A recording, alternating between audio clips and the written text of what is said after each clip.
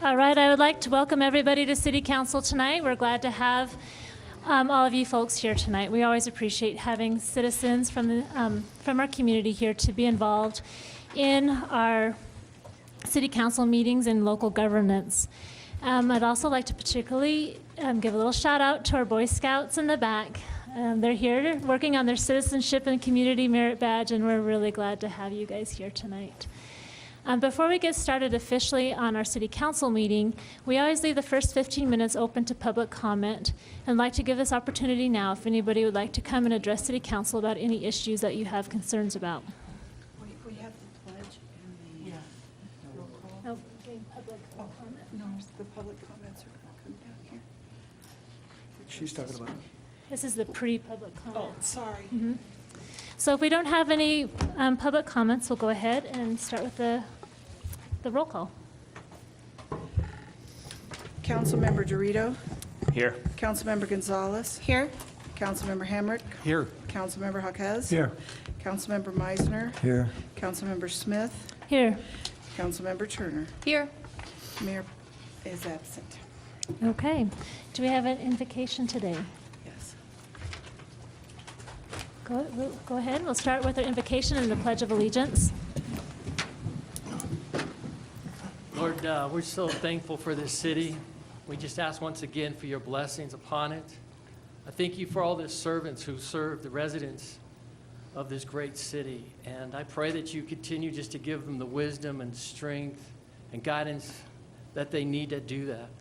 And so we're so grateful for all the great things that are happening here in this city. And we do ask also, Lord, for those that are struggling with addictions to drugs, that there would be some help for them, that they would see some sort of truth, that they could get free from that. So we thank you for all the police and firemen and all those people that want to help in that area.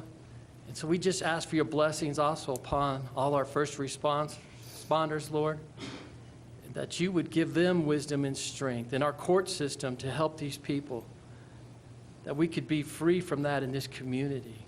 So we lift all this up to you, and we thank you for blessing this city. Amen. I pledge allegiance to the flag of the United States of America and to the republic for which it stands, one nation, under God, indivisible, with liberty and justice for all.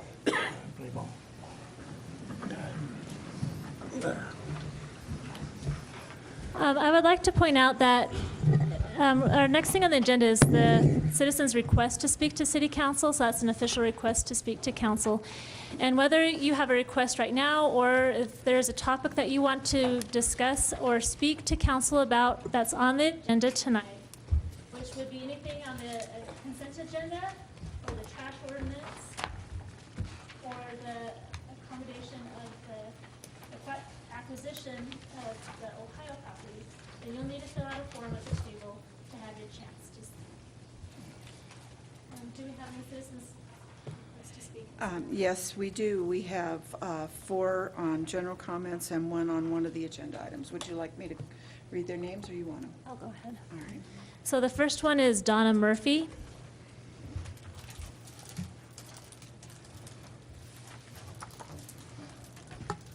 Donna Murphy, 241 Glenmore Road, in the county, but also Canyon City.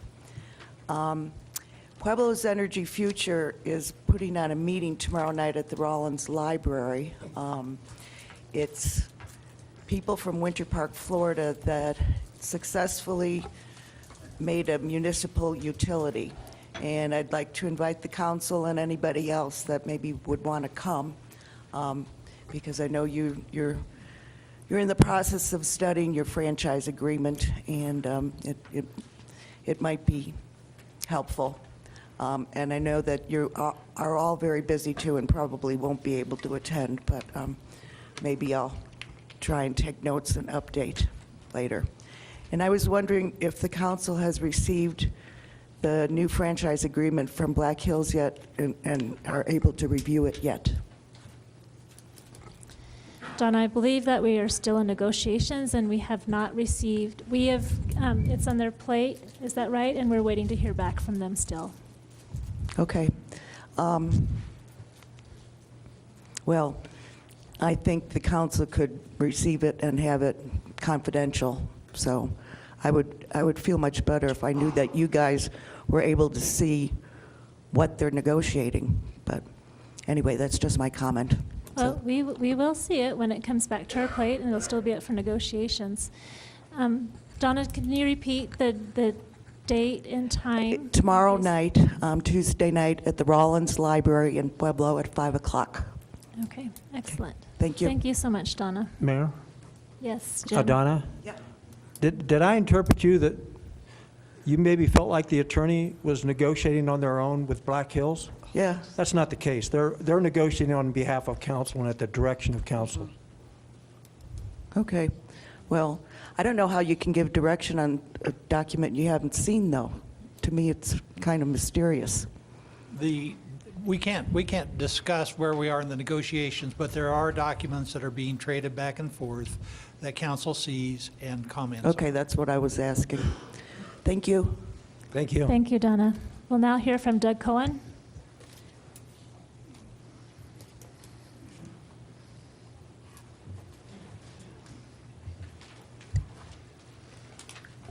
Doug Cohen, 1102 Vine Street. I'd like to speak on a couple subjects. Being Donna just brought up Black Hills, I'm not going to speak in opposition here. I have a son that works for him, and there's many people that work for that company that put their life on the line every day to keep you guys being able to turn your power on and off, except during adverse conditions. So I hope you keep that in consideration. Number two, code enforcement. I'm sure you've heard a lot about it already. I just don't think that we need extra people, a clean team, or whatever you want to call it. We have 2 code enforcement officials already. I just don't think this town's that dirty. We're not Breckenridge, we're not Dillon, or any of those areas. We're Canyon City. We're older, and people that live here are used to living like they live. And some of them would really appreciate to be able to continue to do that without a whole lot of interruption from somebody coming around, especially a citizen, and not a code enforcement officer, another citizen. I think that's kind of a bad idea. Number 3, the deer hunts. We can have deer hunting here in town already, as long as it's with archery, if I'm not mistaken. I would like to see the deer gone. Down in the area where we live, we have 20 or 25 deer all the time. They tear up our trees, can't hardly have a garden or anything. But I think that should be left to DOW and the regulations that are in place at this point. And thank you very much. Thank you, Doug. Are there any questions Doug. from council? What? Are there any questions from council for Doug? For Doug? We don't have enough time to answer all those questions. All right, then we'll go to George Turner.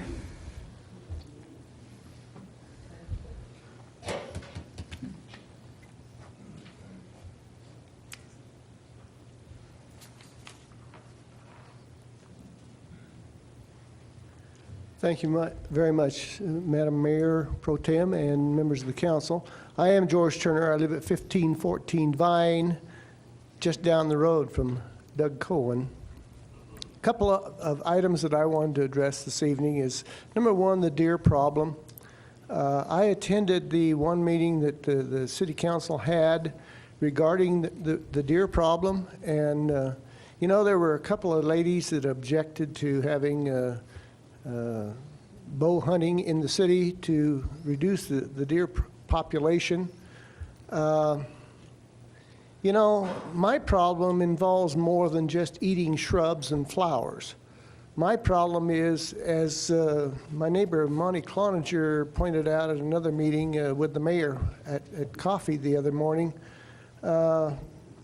we have about 60 acres of hay ground that is part of our livelihood. And when you have, in my situation, 20 to 30 head of deer spending the summer in your hayfields, eating and making a livelihood off of what is supposedly my livelihood, that's not a laughing matter, and it's not just a matter of shrubs and flowers. It's a matter of my livelihood and the amount of hay that those deer consume. Now, just last night, I ran off, it was about, maybe 9 o'clock. There were approximately 12, 15 head that had bedded down just east of my house, and I went out and chased them off in the dark, not having any concern, except when I went out about 9:30 to put my dog out prior to going to bed. There was a little black and white customer making his rounds around my yard, and I might have encountered him in the field when I was chasing those deer off, and I didn't think about that. But if I had encountered that skunk at the same time that I was chasing those deer off, I would have come down here this evening wearing the same clothes and the same smell. It was not fun. The other issue that I want to address is the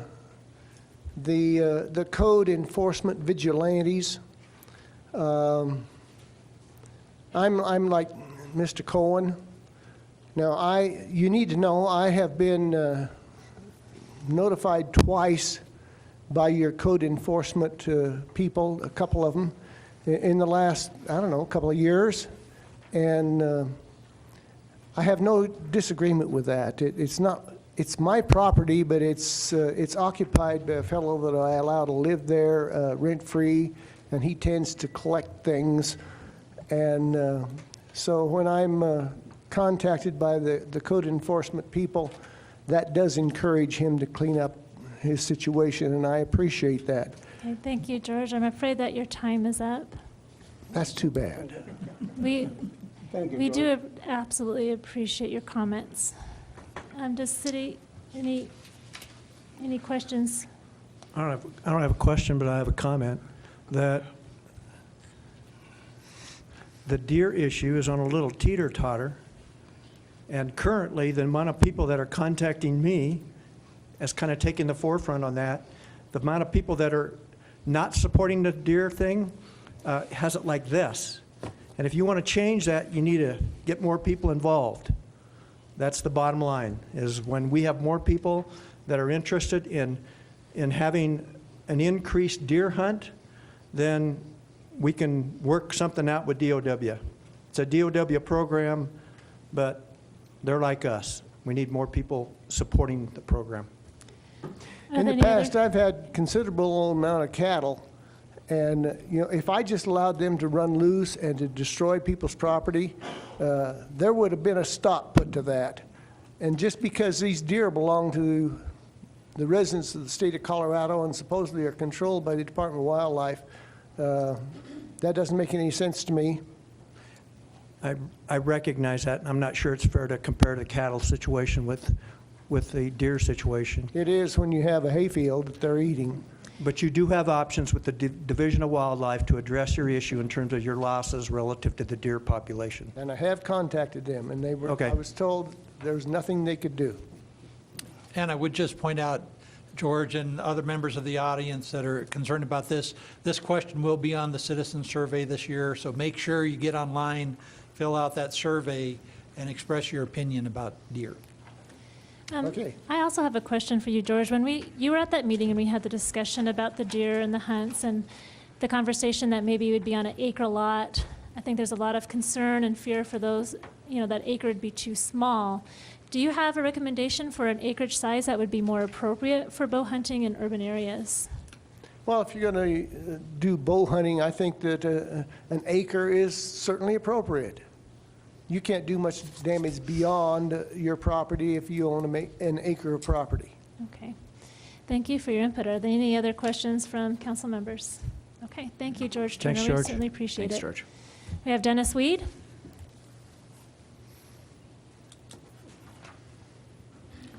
Hi, Dennis Weed, 1375 Rudd. First of all, thanks for everything you do. I know firsthand that it's not always fun, and so, but I was here to speak about the code enforcement issue also, and I didn't realize Doug Cohen was going to have something to say, but so it makes me glad that I'm not the only one that's concerned. But I guess it's no secret that I have been critical of the whole code enforcement effort that's been going on in town over the last year. And I guess there's a sense of pride that the code enforcement handed out something like 1,400 notices of violation last year.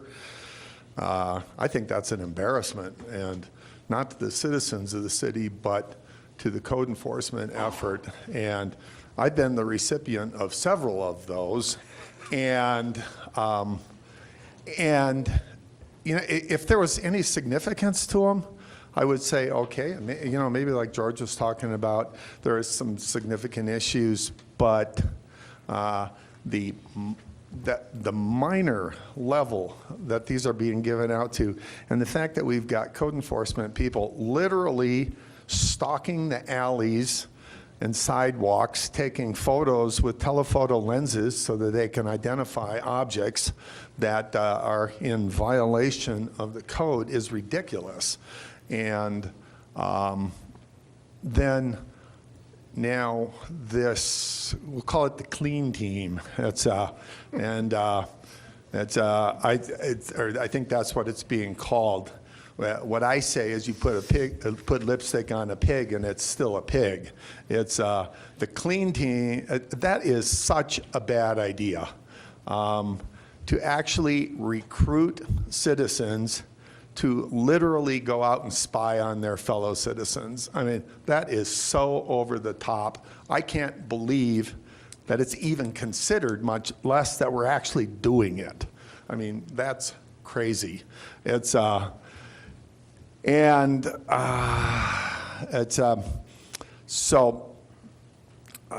don't know, there was one other point I had to make there right at the very end, but in any event, I know what it was.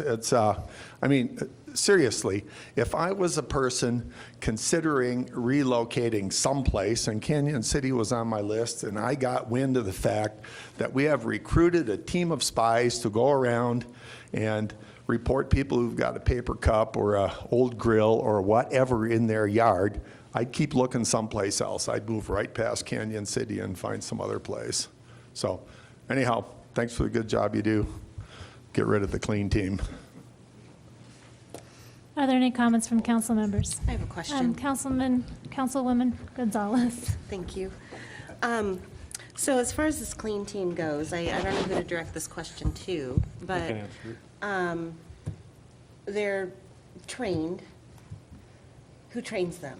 City staff. Again, first and foremost, this was a response to the citizen survey. Clearly, there was a desire to improve the overall aesthetics of the community. Two, it's in your strategic plan, so we follow that plan, and part of that execution is a tactical response to create, you can call it the clean team or code rangers. The purpose of them is not to enforce our codes, it's to educate and engage the public so that we don't have to enforce the code. I think people would prefer education. You stress that, we'd like to stress that before enforcement. So that's the intent.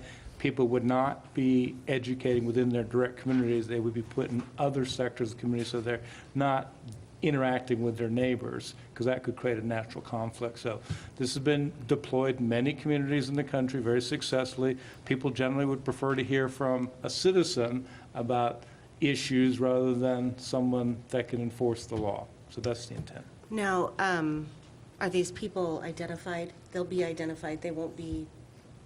They'll have little vests on, they'll be identified, they'll have their little names, and they'll essentially just be handing out literature. The 3 areas of focus are litter, weeds, and then any form of other abatement that we think is necessary to improve the general aesthetics of the community. And in their communications with the public, are they going to be documenting what literature they're handing out and then bringing that back to the city so that they can... To be given literature to distribute, that's their role, to educate. And are these individuals keeping track of who and what literature that's being distributed to them? Well, they could, it's not necessary. Okay, so the city's not asking them to? No, we're not looking for names or addresses. It's Well- just, again, it's to educate the public. So just a clarification, so Yeah. the intent is that these additional eyes on the street, of which at this point we may have 0 to 2 in this inaugural year. So we may have 0 yet to be determined. They're going through background checks, they're doing, a prerequisite was that they went through the Code Enforcement 101 seminar that was given a week or 2 ago and is now online. And then they will be attending a second course with more specific training. And as Tony mentioned, there's 3 areas that they're focusing on. It's litter, weeds, and the third is actually specifically inoperable vehicles. So it's very focused, and all they're doing is they will leave a door hanger with some information saying, hey, we believe you are in violation of this. This is a courtesy notice. They will then log that information and take it back to staff, and staff will follow up if necessary, and follow up within a 7 to 10 day period. Okay, that was my question. I wondered if that information was being taken back to Yeah. the cities. Yeah. And it's not all that different. For example, weeds are always an enormous problem during the summertime. We probably receive up to 40% of the initial contact with the public from neighbors, calling about other neighbors because they don't like their high weeds. So they contact the city to go out and enforce. This would be a way to hopefully mitigate the necessity for the city to go out there, and if we could educate the public. Again, we had, and Dennis was right, we had 1,400 citations last year. We also had 99% voluntary compliance. I think the public appreciates it when we point out, hey, we have issues, and 99% of them voluntarily correct them. Doesn't require any further action on the part of the city. We only brought, I think, 29 people that were actually cited. So I think that speaks volumes about people do appreciate getting educated, and given the facts, they'll generally do the right thing, as 99% of them have reflected. One more question. In regards to the inoperable vehicles, is it what's on the street, or are we talking driveways, fenced-in backyards? What are we talking about with inoperable? So for the Ranger program, it's whatever they can see from the public street. Okay. They will not even be focusing on or in alleys. Okay, thank you. Are there any other questions or comments from council? I do. This is with regards to Dennis Weed. I know this is a controversial subject right now for everybody, and I understand that. But I cannot believe that we have anybody in the city that would give a citation to somebody for one paper cup. Okay? I don't think we do. And I'm sure if the administrator found out that we had one person give a ticket to somebody for one paper cup, he would do something. It's got to be more than that. So I don't think we need to say stuff like that. And you already had your say, Dennis. I had 5 2x4s sitting by a fence. I'm talking about the paper cup you mentioned, Dennis. I'm not talking about 2x4s. I'm not talking about mattresses. You made the comment that we give a ticket to No, I somebody. didn't say you did, You said but I it. said you probably Yeah, would, and it well, wouldn't surprise me. Well, let's don't overblow it. It's a controversial thing, but let's don't overblow something with a statement like that. That's really not right. Okay, and Dennis, you've had your 3 minutes, and we appreciate Well, the comments. I'm responding to things that have been said. It's Dennis, I'll it give was you, commented Dennis, I'll here- give you 1 minute. Okay, it was commented that people appreciate being notified. It's the speed limit in Canyon City in most places is 30 miles an hour. If the police department started enforcing a courtesy enforcement of 31 miles an hour, because that is the law, and they can write you a ticket for going 31 miles an hour, would every one of you people appreciate a courtesy notice to getting pulled over and stopped for driving 31 miles an hour? That's a violation of the law. Just like having 5 2x4s stacked up next to your fence on the side of your house that without a camera lens you can't even see.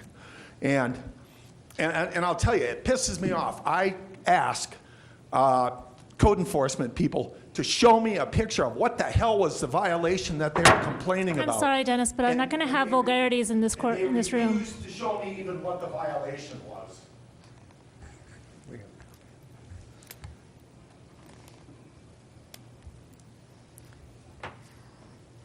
I do hear your comments, Dennis Weed. I do want to point out, as was stated before, that this, the discussion of code enforcement came probably about 2 years ago when the new council, the newer, now we're kind of older council came on. And it was from a number of town hall meetings, number of coffee with the mayor meetings or citizen survey, and also addressing a lot of concerns where there were almost fist fights happening between neighbors over code enforcement violations. We also had the downfall of St. Scholastica due to lack of enforcement of code violation. We had plus or minus 40 abandoned homes that were severely in disrepair, where we had homeless, squatting, teenagers using drugs, and fires erupting within these homes. A lot of dangerous things were happening within these homes. And as far as the comments of vigilantes and spies, that does seem to be a little bit outlandish. Our code enforcement, I think Jolene, she spends maybe half of her time out on the field. The other half is within the office, taking care of some pretty severe problems within code enforcement in our community. Just some examples of some of our most severe cleanup jobs that we have done had cost $29,000 for one property that had 20 vehicles, inoperable vehicles. It was full of prostitutes and drug dealers and homeless. It took weeks to clean up, and it was a danger to our community. There was another home whose backyard was absolutely filled with human feces and meat that was bought in bulk that was left in the sun to rot. And part of the meaning of this code enforcement that we're moving forward in is that a lot of times preventing getting to this situation is helpful, and that our neighbors have asked, requested it. This particular Code Ranger program is a test pilot. We may not even have any takers. It might be 0 to 2, and it's a test. It's a feel to see where we are, and we're trying to stay within and be reasonable. And I know that our code enforcement are very reasonable and have tried to work with anybody who is trying to do their best to improve their properties, that they will work with them.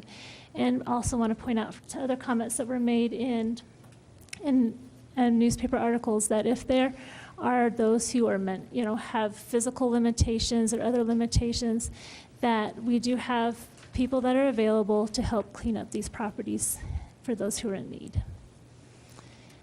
With that, I would like to go ahead and move on to council member announcements.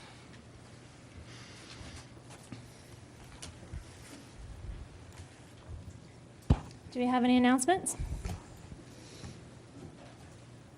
I do. Go ahead. John does. I do. Madam Mayor, about 2 weeks ago, there was a meeting at the high school to discuss the Tech Start intern program. This is where our high school kids can take a certain course of study. It's in the science, technology, engineering, math, and agricultural fields, and work as an intern for local businesses, and then receive 2 free years of community college at PCC, either here, our campus, or in Colorado Springs. That meeting was to discuss that program. Where it sits right now is because of the particulars of the program and the way the grant was awarded, the FEDC has to be in charge of the intern program. They are going to write essentially the rules, if I understood it correctly, for use of the interns, but it will be available to any business that has activities that an intern can do, science, technology, engineering, math, and I understand agriculture also. And so stay tuned, there's more to come. Fantastic. Thank you for that announcement. Councilman Meisner. We have a vision meeting this week on Wednesday, and our prestigious chief of police will be there to present us with some recruiting information. And general police operations, so we can become familiar with the program. Mainly to address the vacancies and how we're going to fix that problem. I would hope he brings that information. I think you would be happy to, I'm sure. We'll also be being addressed by the alternative energy solutions at that time. So that's Wednesday at 4 o'clock. Any other announcements? Well, I have an announcement. Well, Well, I would just like to congratulate Greg and the rest of the Exactly. group for the stupendous, spectacular job that was done over the weekend with the Blossom. the event. Blossom Festival was amazing. Do you want to have any comments about it? I don't like to draw attention to myself, but I would like to draw attention to my fellow board members and our volunteers. This last weekend was our 80th anniversary of the Canyon City Music and Blossom Festival. It's actually gone on longer than that, but that's 80 years of calling it that. We had a tremendous turnout of out-of-area bands that participated. We had a parade that went off just about without a hitch. Our music in the park went off. We had about 1,200 attendees at that, and with very minimal to next to no problems. Our craft fair was very well attended with no problems, and that none of that is possible without people volunteering their time. And there's not paid positions within the Blossom Festival. It is an entirely volunteer-based organization, and there's a core group of people that give up a lot of time year-round to do it, and then they reach out to kind of a splinter of group that help make it all possible. And I think it's important to show appreciation to those people for what they do and what they contribute. Absolutely. We love the Blossom Festival. My red sunburn will show how much I enjoyed it this last weekend. And I would also like to give a public shout out to Stephanie Massey and Jim Johnson from the city staff. They put together a fantastic float for the city where we had the dinosaurs that were painted by local community groups were on display, and the kids in the parade loved those dinosaurs, and they worked really hard on that, and we really appreciate their participation in making that possible. I'd also like to make an announcement that on Monday the 14th, there will be some city council members and city staff that are going to be going on tour. We have a lot of folks that say, why can't our downtown be more like Salida or Buena Vista and other cities that are kind of up and coming? And so we're going to be touring those cities and meeting with their staff members and council members and doing a little bit of learning and education on our part to help with that. And also Wednesday, at 11 a.m., the Golden Age Center will be having a luncheon. City council members are invited. They're celebrating Older Americans Month. And just for your information, a definition of an older American is 50 years old and up. So I'm just telling you. You got anything for I'm an feeling it antique? approach.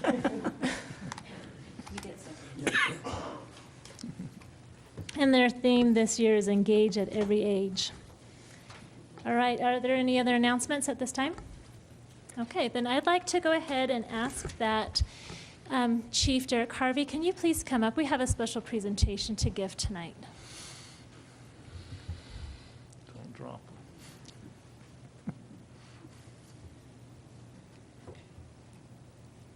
I was really hoping I wouldn't drop these on the way up here. That would have been bad. So, Madam Mayor Pro Tem, members of the council, and members of the public, my name is Derek Harvey. I'm the Chief of Police, and we wanted to take this time tonight. We've been having several discussions. We actually had the second reading of the zoning change for the building that was donated at 1145 Ohio Avenue. The purpose and the contributors of that donation and that final reading are here tonight, and we would like to formally recognize Lynn and Elaine Greenlee and James L. Bruffy. If you would come up, please.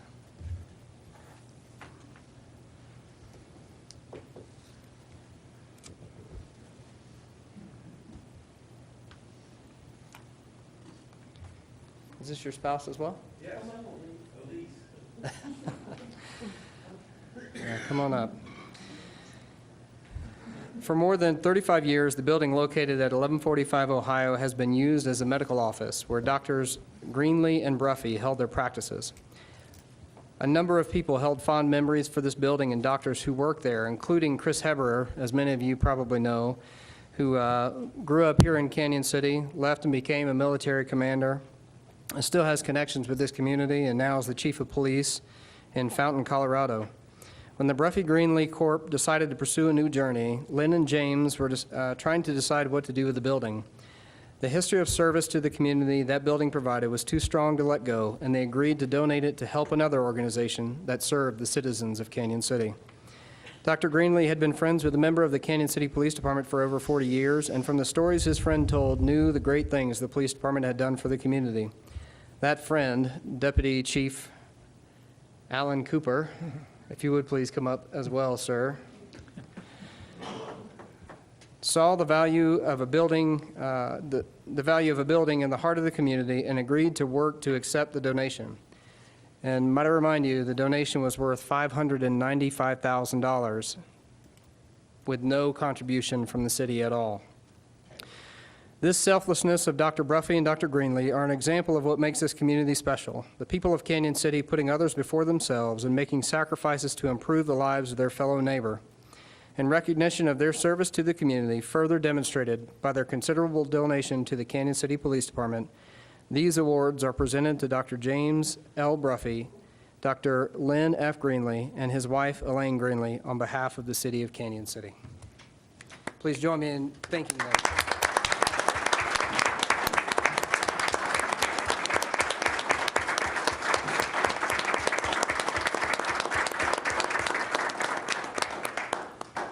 Could we please have you come up, and we'd love to get a picture taken with you all, if you wouldn't mind.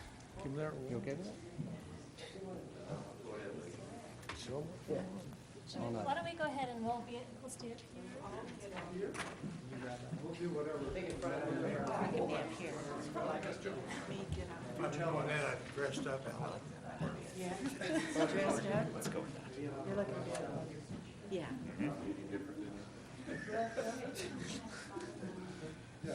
And block us. To give me a walk, step into the center.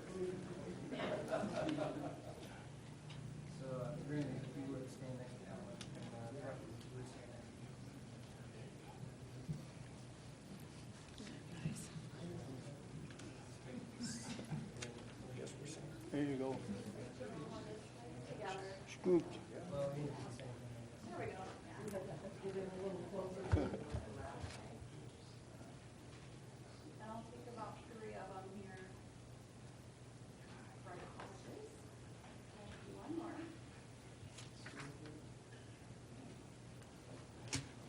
Thank you again. Thank you. We Thank appreciate you it. so much.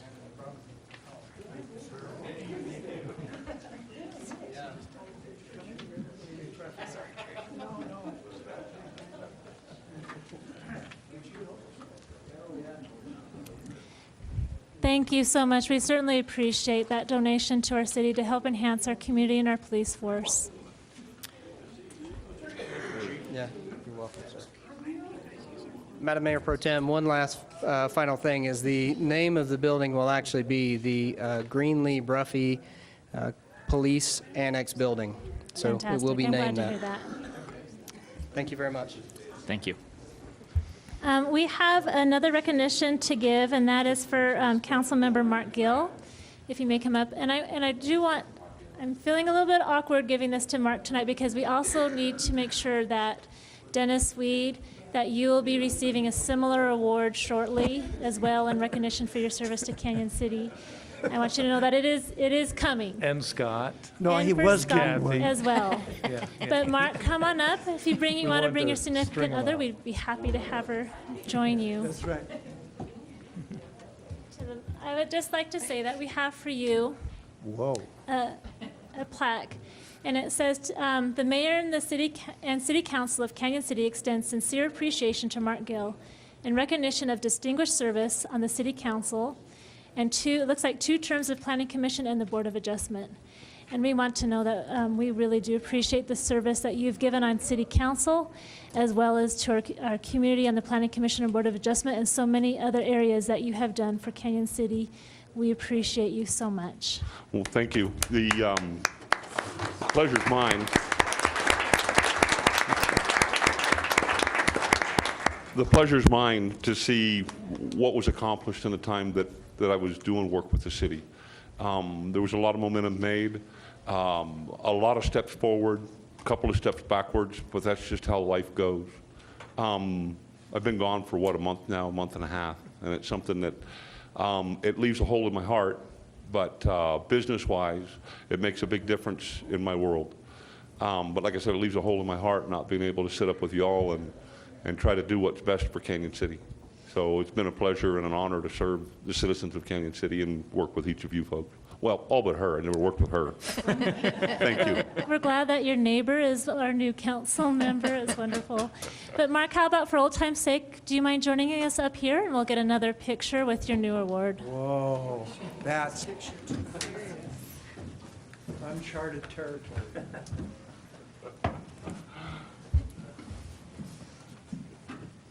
Have you up front and center? I'd have known that. I wore clean socks. Thank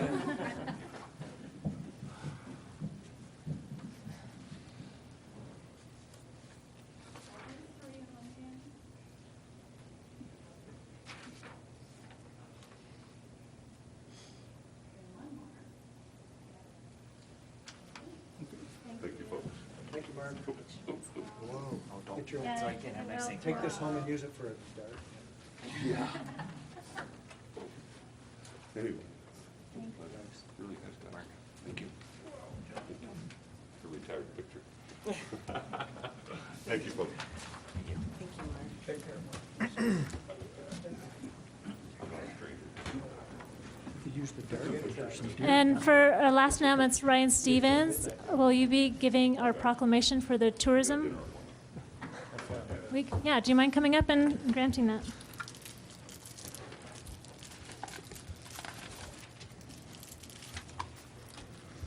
Good evening, Mayor Pro Tem and members of council. It is National Tourism Week this week, and just wanted to say a few words. Tourism and economic development go hand in hand. Restaurants, entertainment, shopping are all important factors for tourists, but they're also important factors for local residents and businesses looking to relocate. Canyon City and the rest of Fremont County are seeing the benefit of tourism, with new businesses opening because owners moved here after first visiting the Royal Gorge region as a tourist. We're seeing more and more people looking to Canyon City and Fremont County as a place to live and work because they came here first as tourists. So during National Tourism Week, we want to acknowledge and thank all the tourist attractions, including the rafting outfitters, the zipliners, the Jeep tours, Segway tours, mountain bike companies, the museums, the wineries, the Royal Gorge Route Railroad, and the Royal Gorge Bridge for being the catalyst that introduced our beautiful area to new guests and new business opportunities. All of these companies collectively bring in over 500,000 direct visitors to the area, visitors that spend over $65 million in the area at shops, restaurants, and hotels, and that in turn employs over 900 employees and workers in the region. So I'd just like to say thank you again to all of our tourist companies and the attractions that are out there. Thank you. Thank you, Ryan Stevens. Ryan is our Economic Development Director, and we certainly appreciate the work that he does on behalf of the city and our businesses. And we're now ready to move to number 8, the adoption of the agenda and the consent agenda. If there are any citizens wishing to speak on an item on the agenda, it will be required to complete a request to speak and submit it to the city clerk before this meeting is officially called to order. We have none except item 10, which is not on the consent. Okay. So, Tony, do you have an administrator review for us? Do we have a motion on the consent calendar? Madam Mayor and Council, I move that we approve the consent agenda and the agenda as shown. Second. So we have a movement and a second, and then a report from administrator. We have to talk about it. Agenda item 8A would be to accept a 2A street improvement audit from our independent auditor, Scott Wright, who met, I think, about a month ago here. We've also provided you a statement of revenues and expenditures, which you requested, were produced by Harry Patel. I do want to underscore that is not an audited statement. You'll get a separate audited statement from our city's comprehensive annual auditing firm, Swarthmore, in probably the second meeting of June, and that will be an independently arrived at audit that will reflect not just the entire city's audit, but specifically the 2A Street Improvement Fund.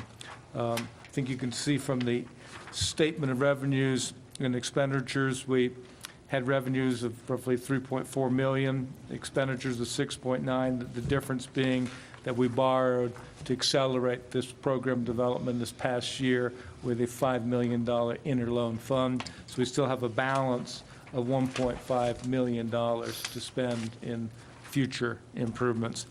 8B is award of a contract to Source Architechnology Systems to evaluate the Rudd Stone House for appropriate exterior features and finishes and to design a site drainage solution. Funds for this work include a $29,700 grant from the History Colorado State Historical Funds. We want to recognize them, and the city then matched that with $7,500 from our Quality of Life Fund. So we're very appreciative of the state's commitment to that. I've got a question about this item. There's some reference here to exhibits A, B, and C that should be attached to the contract that were not in the packets, and exhibit A is the scope of work. So I mean, Lisa's here if you want to ask her that.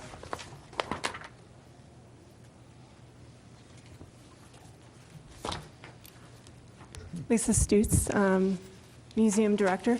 What was your question again? the contract refers, it says it has exhibits. There should be, it looks like 3 exhibits, A, B, and C. And I don't think we have that in our packet. So we can't see the scope of work that's being considered. As part of the grant application form? Yeah, I'll see if I can get that to you. It wasn't in the packet? Okay, I apologize. We can provide that to you. But again, the overall general scope of work is to come up with the appropriate exterior feature and finish and to design a site drainage solution for the house. But we'll provide you the details of those exhibits. We'll send them to you tomorrow. Yep.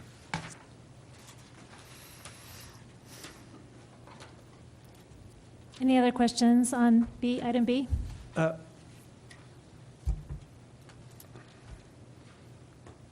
What's the time frame on this? I guess if Councilman Turner's got a concern about the scope of work, we're asking to approve a contract that involves the scope of work.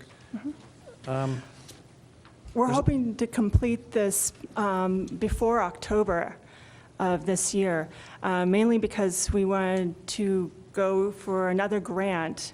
Once this construction documents are completed, go immediately and apply for another grant to do the actual work. Do you have a copy of the scope of work? Not with me, no. Councilmember Turner, do you want to see the scope of work before we approve? I would suggest I think that'd be prudent. I don't think we should vote on it until Right. we've seen the entire document. I agree. So let's make note of that. We'll need to make an amendment to the movement when the time comes. Let's wait till we're done, Yeah. in case there's more amendments. Just as a point of information from the staff's perspective, just in the future, if you have a question like that, if you could please contact us, we could have had that material to the meeting. We apologize for it not being in the agenda, but we have 5 days to answer questions from you. So just in the future, if you could notify us in advance of the meeting, we can get you that information so we can avoid delays of this magnitude. And that responsibility also goes to staff to make for sure that the information that they're presented is complete. We agree. We're not perfect. Things will get missed on occasion when you're producing an agenda, but I think 5 days is sufficient to notify us. Okay, let's move on to item C, please. 8C would be award of a sole source to Custom Signals in the amount of $8,052 for 4 in-car police radar systems. This is the current system that's not only the police use, but also it's a system that's compatible with our police patrol video system.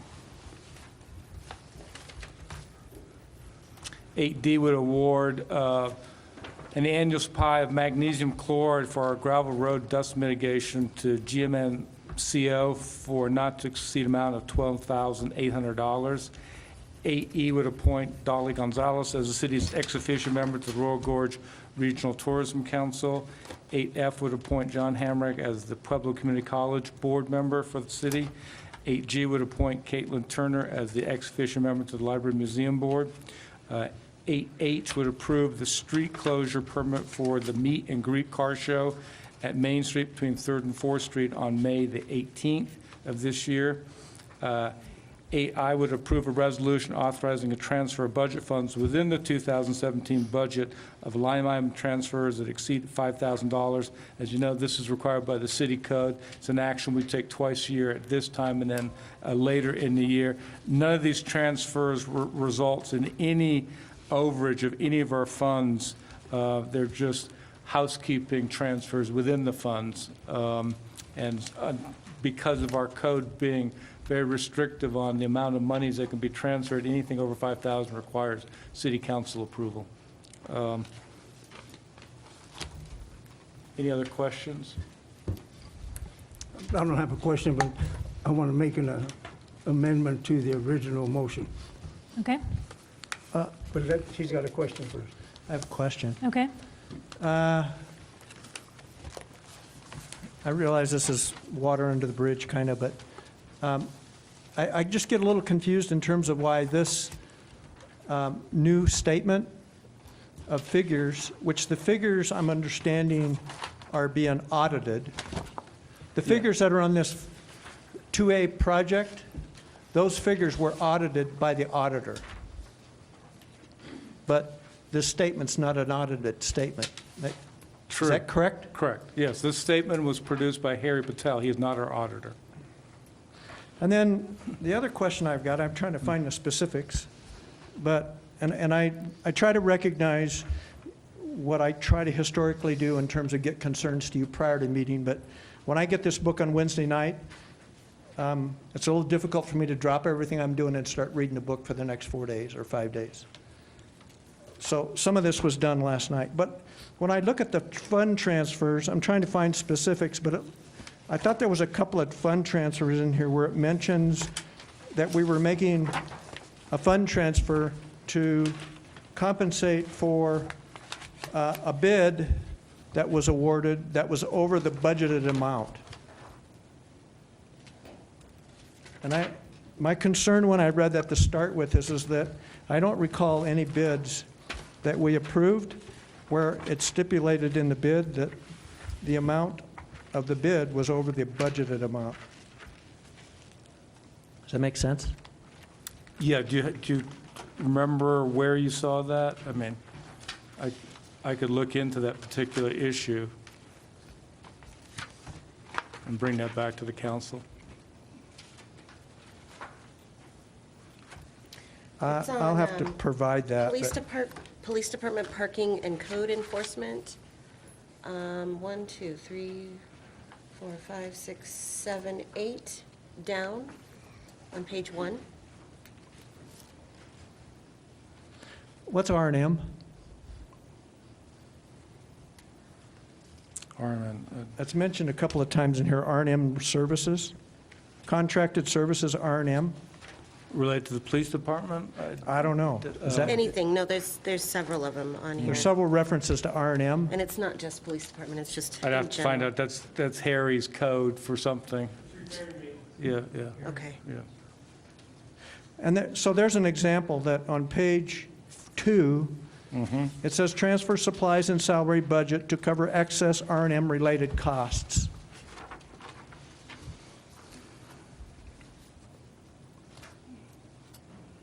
The point of my conversation is we approved some bids based upon the fact that a lot of times it gets asked, Yeah. was that item bidded for? And the answer is yes. But then it looks like here, and I would provide more documentation, that Sure. we're coming back and then funding some of those bids because the bid amount was over the amount budgeted. Again, I'll have to follow up with Harry on that. Okay. I can bring it back to the council. Okay, so Councilmember Meisner, are you okay moving forward with the consent agenda as is, or do you want to pull? No, I'm fine, but I mean, even on page 1, it says transfer available capital budget for excess contracted service costs. Transfer city administration contingency to cover the HR extended in excess of budget. So, but I'm good. So we will request some Yeah. clarification on Sure. those and notification for future over budget expenditures. Councilmember Jaquez, can we get your amendment? Okay. Unless No, I there's other lost it. comments. we need to amend the adoption of the Motion. consent agenda with regards to eliminating item number, what was the one you? B. B. Okay, item number B. So let's vote on the amendment. I'll second that. The amendment to the motion, Councilmember Dorito, Aye. Councilmember Gonzalez, Aye. Councilmember Hamrick, Aye. Councilmember Arquez, Aye. Councilmember Meisner, Aye. Councilmember Smith, Aye. Councilmember Turner. Aye. Motion carries. Are there any other comments on the consent agenda? Can we move forward with the vote on the consent agenda? Councilmember Dorito, Aye.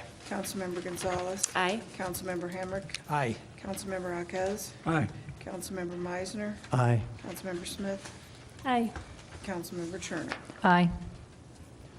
Motion carries. Before we move on with the rest of the agenda, we're getting to the portion where we'll be talking about the trash disposal code as well as the acquisition of the Ohio property. If anyone wants to speak or talk to council about it, now is the time to fill out a form to address council. Now we'll move forward to ordinance number 12, series of 2018, for first reading, entitled An Ordinance Repealing and Reenacting Chapter 8.16 of the Municipal Code pertaining to trash disposal.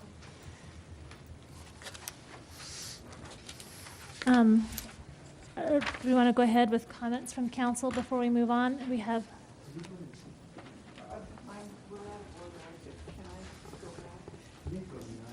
Yeah, we skipped 9 and 10. okay, I'm sorry. We can do 9 or 10. So number 9, my apologies, is a presentation by Police Department for the award and contract for mobile data terminal project by Omnigo. So Chief Harvey, are you ready to present that? Yes, ma'am.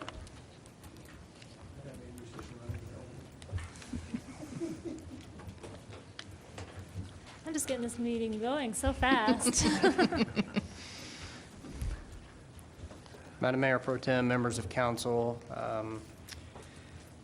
the memo that's attached in your packet outlines the different bids and different components of this project that has been a long time coming. To put it in a nutshell, many departments have had computers for a very long time, some as long as 30 years ago. We need these. This is something that is an important part of modern law enforcement. It also helps officers stay in the street rather than having to come back to the station to write reports. The new technology, and I'll show you a little bit of it here in a moment, will allow officers in the field to not only document, but also capture audio recordings, video recordings, snapshots of crime scene photographs. And the software package and hardware that's been presented before you, and staff recommends that the bids that are listed there be awarded to those responsive bidders, will help us be more inclusive, more collaborative as an organization, and obviously cut down on response times to calls for service, as well as improving our accuracy of writing reports while in the field. So I guess with that kind of being said as an overarching statement, are there any specific questions about the bids as put forward in the memo?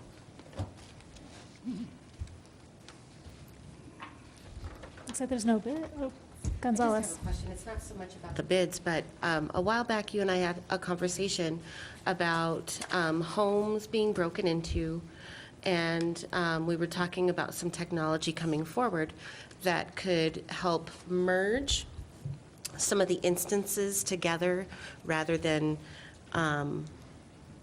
categorized by police officer. Is this that technology that's... So one of the systems, and actually it's listed as SmartForce in your memo there, the company's name is Adventos. That's one of those companies that will be able to not only help us merge the analytics portion that you're referring to, but then also share that information with night shift officers who went home 2 hours ago. And instead of having it hopefully get passed along at day shift briefing from an email, if that email gets missed, that information doesn't go out that next morning. And so the system, and I believe Elijah was going to try and help me show you a software demo specifically for this company, but it will automate a lot of our systems too. And so we have a use of force, let's say. Currently what we do is we print out a sheet that lists the factors and all the different parameters of it. This will automate that system. We also have daily training bulletins. The officers will be able to get those in the field where now they have to come back to the station. And our field training program, those are written forms that we're giving to officers and filling out on a computer, printing them out and handing them to someone, or this system will automate that as well. And so a lot of these systems will automate many of those processes that we're talking about, but the software specifically for data analytics, that's not part of this. We actually have a person that council generously approved a reclassification of a current position, and that young lady, Valerie Lane, has been doing a excellent job, and we've been working with ComDev to identify some similarities between quality of life violations, if you will, and then actual criminal trends, and what we're seeing from those analytics is an overlap.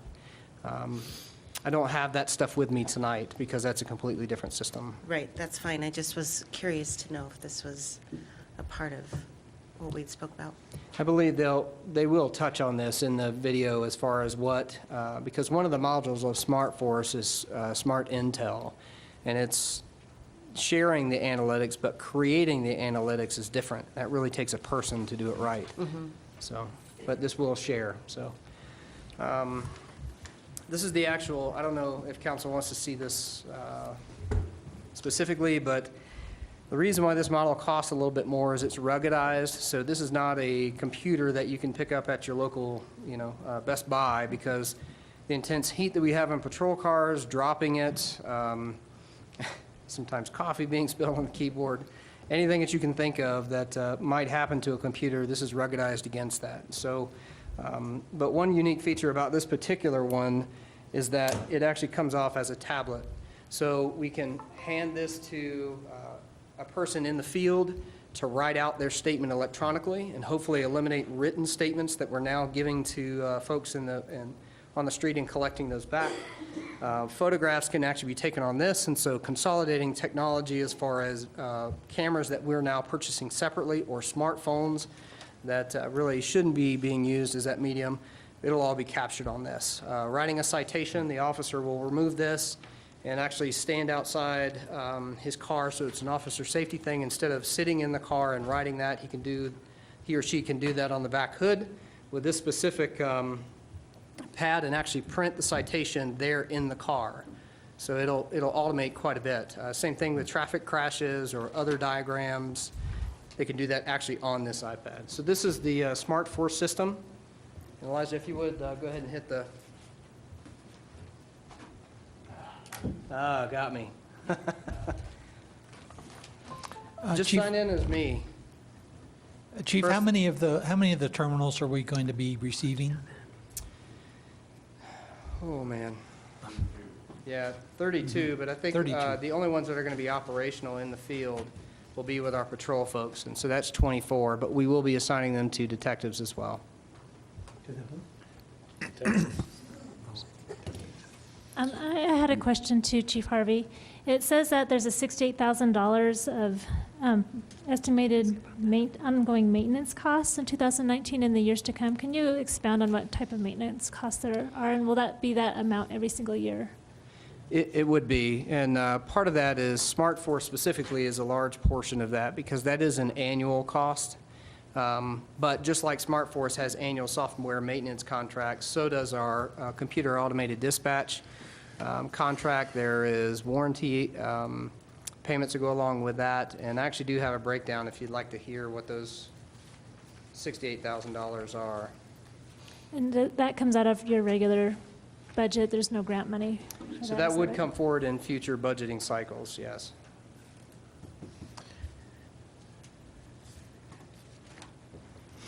And then Chief, with those, with the laptops being the rugged model, what's the expected life that you'll have on those particular units? So that's part of the annual maintenance as well. Part of that $68,000 is there's a 5-year warranty that we're purchasing. Traditionally, it's only 3 years, but we're purchasing an extra 2 years to be able to extend the life for 5 years, and also so that will allow us to budget for replacement of the actual hardware after the 5th year. Councilmember Meisner. Sir, the 68,000, does that actually include the monetary monies for replacement in 5 years, that the little pool that we talked about? That would be in addition to? Yes. Because my other concern is that in 5 years, we're going to have to replace these little puppies? Yeah, we're going to have a separate account We're going to have a separate little amortize fund the account cost of those. that will be budgeted every year? Yes. So that in 5 years, we've got that money available Yeah, to it's make like that new a purchase? sinking fund, yeah, absolutely. Can I ask, on the 68,000, does that include the annual data charges that you are going to have to pay every year through the Verizon then? Or would that be also in addition to the 68,000? No, that should be included as part of it. So there's Okay. roughly around a little over $15,000 that's part of the data charges. So that's worked into that 68,000. Okay. Any other questions from council members before we see the demo? Okay, I think we're ready to see it. All right, go ahead, Elijah.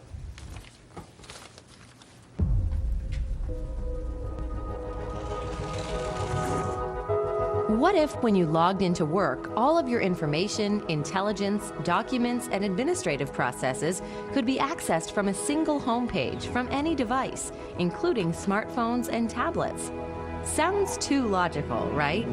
But seriously, what if on this one page you could access targeted intelligence, like what key events happened on the previous shift that are assigned to you, or crime bulletins with photos and videos attached? What if with one click you could reference photos of missing persons, persons of interest, or do a thorough search to speed up an investigation?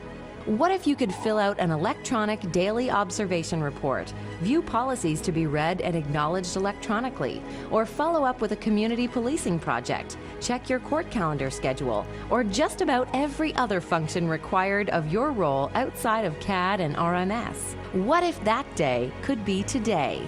It could be with the SmartForce Agency Management System from Adventos. At Adventos, our mission is clear. We help law enforcement agencies better connect internally and to the communities they serve, and we do it better than anyone else. We do this by automating workflows, integrating multiple law enforcement technologies, and facilitating collaboration between shifts, between units and agencies, between partner agencies, and between community organizations. Our product is called SmartForce. SmartForce is an agency management system that includes specific law enforcement apps that are secure, mobile, and user-friendly. At Adventos, we believe in a one-stop shop and less clicks. We believe in empowering employees to do their jobs with the right information and the right tools. We believe in having information at your fingertips, whether at a desk, in a car, or on foot patrol. We believe in reducing paper and removing barriers to communication and collaboration. We believe in productivity and spending more time connecting you to your community. We believe in speed. SmartForce by Adventos builds speed into your organization and helps you connect to your community by facilitating better methods of communicating intelligence for crime reduction, managing high liability concerns like response to resistance and training of new recruits, and integrating administrative processes. How do we do it? Let me show you.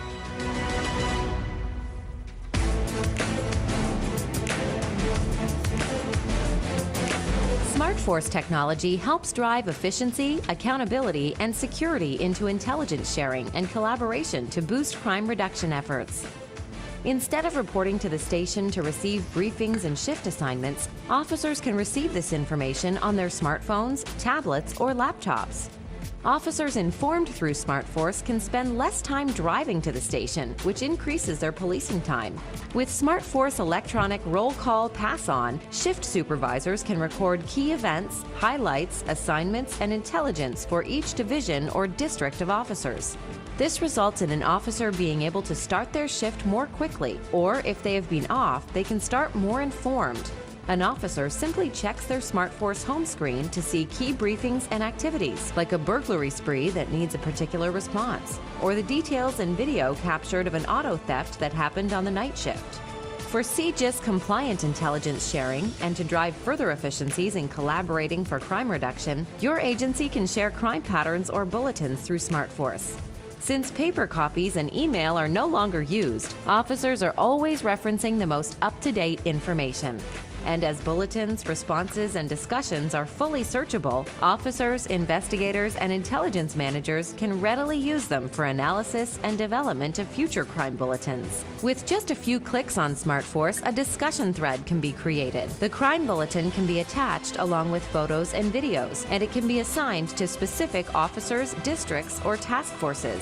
In doing so, intelligence is passed along securely. It remains searchable in the future. It can be received on mobile devices, and assigned officers can reply back with their intelligence of known suspects, problem areas, or other responses until the situation is resolved and closed. On this discussion thread, you can see that a hotspot bulletin was published. A supervisor assigned a direct patrol response, and officers began sharing their actions, intelligence, and results from performing their directed patrol. SmartForce can truly add speed, accountability, and real-time intelligence to your patrol and crime reduction efforts. Next, let's look at how SmartForce can help manage high liability concerns like response to resistance and field training. New to SmartForce is the most robust electronic response to resistance management tool on the market today. Instead of filing a report on a use of force response that only includes basic information like name of officer, name of offender, and a narrative, by using SmartForce, deep and rich information can be quickly entered. Important details including temporal sequencing of the de-escalation and escalation efforts are always included and easily seen. Body-worn camera video can be easily attached, and reports can be created that shed light on which responses to resistance were effective in certain situations, which are causing injuries to officers, as well as early warnings of trends with certain officers, situations, or districts. For field training, whether your agency is using Field Training Officer or Police Training Officer, the SmartForce Training Officer app provides the opportunity to document training activities and results, as well as produce daily or weekly observation reports electronically. Both of these apps help you manage some of the highest liability concerns and vulnerabilities in your department with more ease and speed, so officers have more uncommitted time for additional community or law enforcement work. SmartForce can also integrate the multitude of law enforcement processes and systems an agency must manage into one host system using the Microsoft SharePoint platform. This is a tremendous benefit since so many of these processes and systems are typically found in separate silos or maybe in the form of painfully slow workflows like accreditation and document management, gaining compliance and testing on policies and procedures, managing training logs for each officer, response to resistance management, complaints and commendations, field training officer, PIO management, community request management, court scheduling, SRE mapping, performance review management, calendaring, and many, many more. By organizing all the systems and data an agency uses into one place and providing automated workflows instead of paper or email processes, SmartForce makes getting work done faster and easier. Officers no longer need to keep a long list of URLs to log into each different technology system, since these systems are a click away from the SmartForce All Applications library. Also, officers and supervisors can get their administrative work done so much more efficiently with automated electronic workflows for key law enforcement tasks.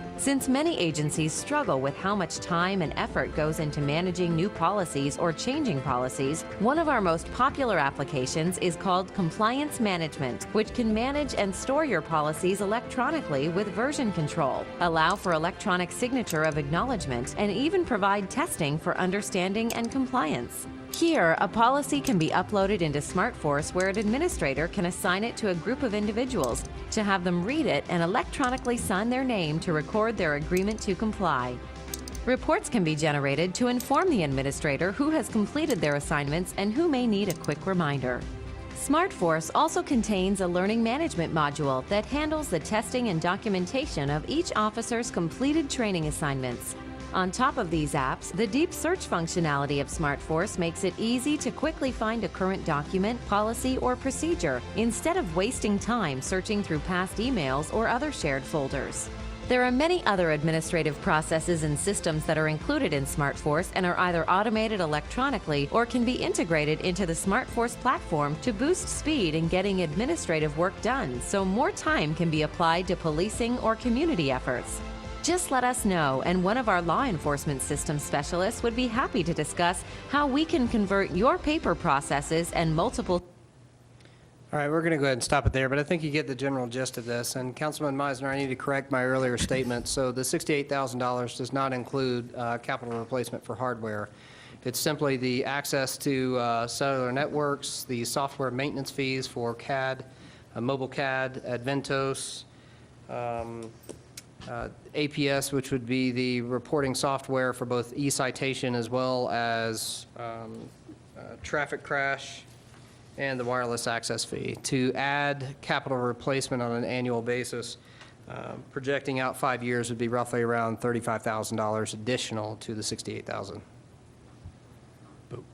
Thank you. We have that plan for the budget, though. Right. One other question I was going to ask for you, Chief, is there any sort of insurance policy for loss or theft of the actual units? Because by my math, they're probably about $5,500 a piece. Yeah, you're exactly right. And part of the reason for the higher cost for that warranty is that it basically, and I could call Elijah up to speak more about specifically that, but whether we drop it, whether it falls in a creek, no matter what happens to it, this warranty will cover the replacement of it. So it does act like an insurance policy Yes. also, like if a suspect reached in and stole it out of a car or something like that? Well, Elijah, does it cover theft? As, I believe it does cover theft, but I'd rather him say that for sure.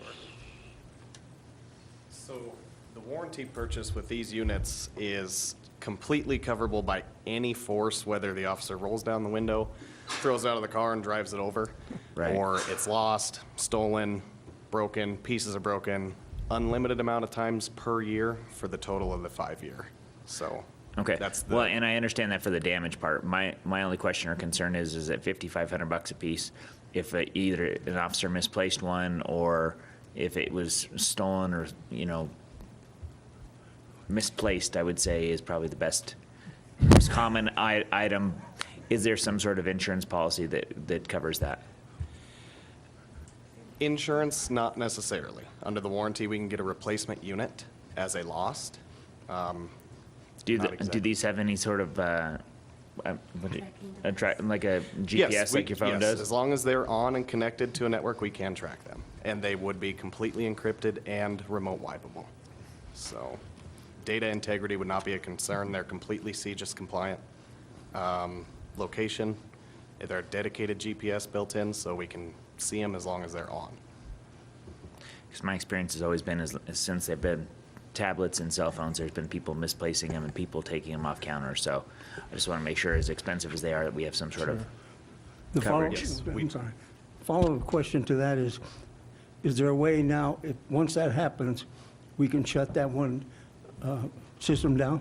Completely. Okay. A complete wipe of all data. Okay. So. Councilman Meisner? Do you know if that theft or lost replacement has a deductible like a cell phone? It does not. It's a complete replacement. Zero. Yep. I have a question. My question is for Councilman Jaquez. Would this have made your job much easier? Well, some of the things they're talking about, we did some of those things way back when with regards to the fact that, the computers came in, we could do all our reports a lot faster and quicker. We had the capability of checking vehicles' license plates and stuff like that for, stolen vehicles and all that. And so this is, when you talk about steps up, to me, this is probably right now the highest step up because all those things really matter. The in-house computer for us was a big deal. The hardest part was learning how to make it work, but no, it's really, I'm pleased with what you're doing, Chief. Thanks very much, Councilman. And just to add to that, this is definitely the linchpin for all other forms of technology. So, I mean, if you can think kind of futuristically, facial recognition for wanted persons, license plate readers, fingerprint readers, even DNA readers in the field, this is the linchpin. We can't get to any of those places without this first. Councilman Meisner? And I've explained some of this to council, but I've had unfortunate opportunity to be involved with our police department with 2 separate vehicle accidents. Neither of those were our faults, I'll say. The first accident, the police officer responded because he was using one of those as a test. And even though I'm a little technology oriented, I felt comfortable from the standpoint that he was taking photos and he was documenting all of that on a, if we want to call it, a company device.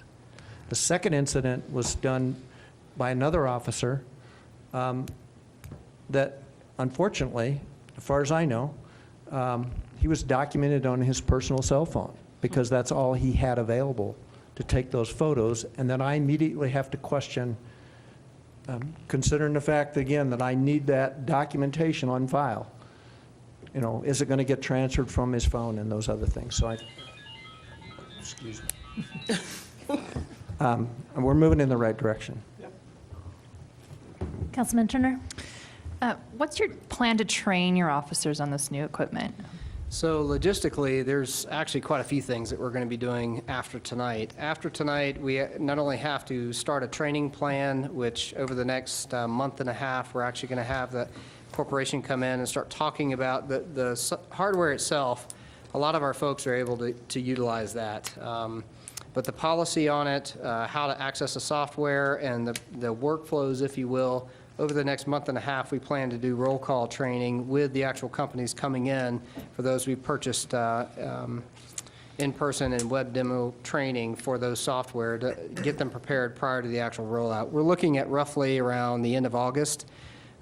There is a lead time once we actually order these for the entire fleet. It's roughly 6 to 8 weeks if everything goes well. So 2 months is kind of our time frame to train, but we plan on doing that in roll call training.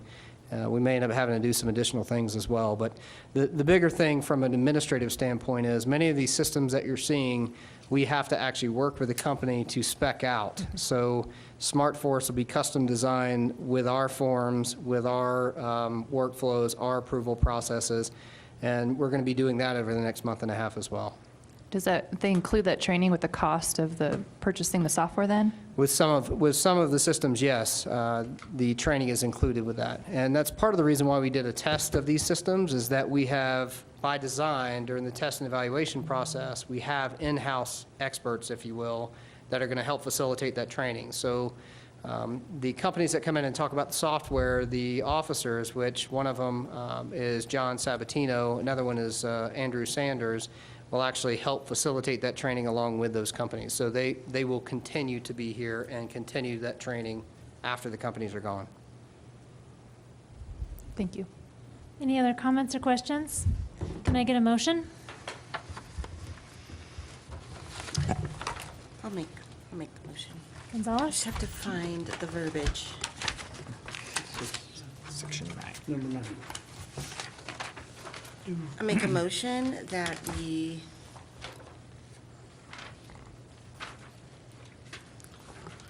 award the contract? Award the contract for mobile data terminal project to Omingo. Second.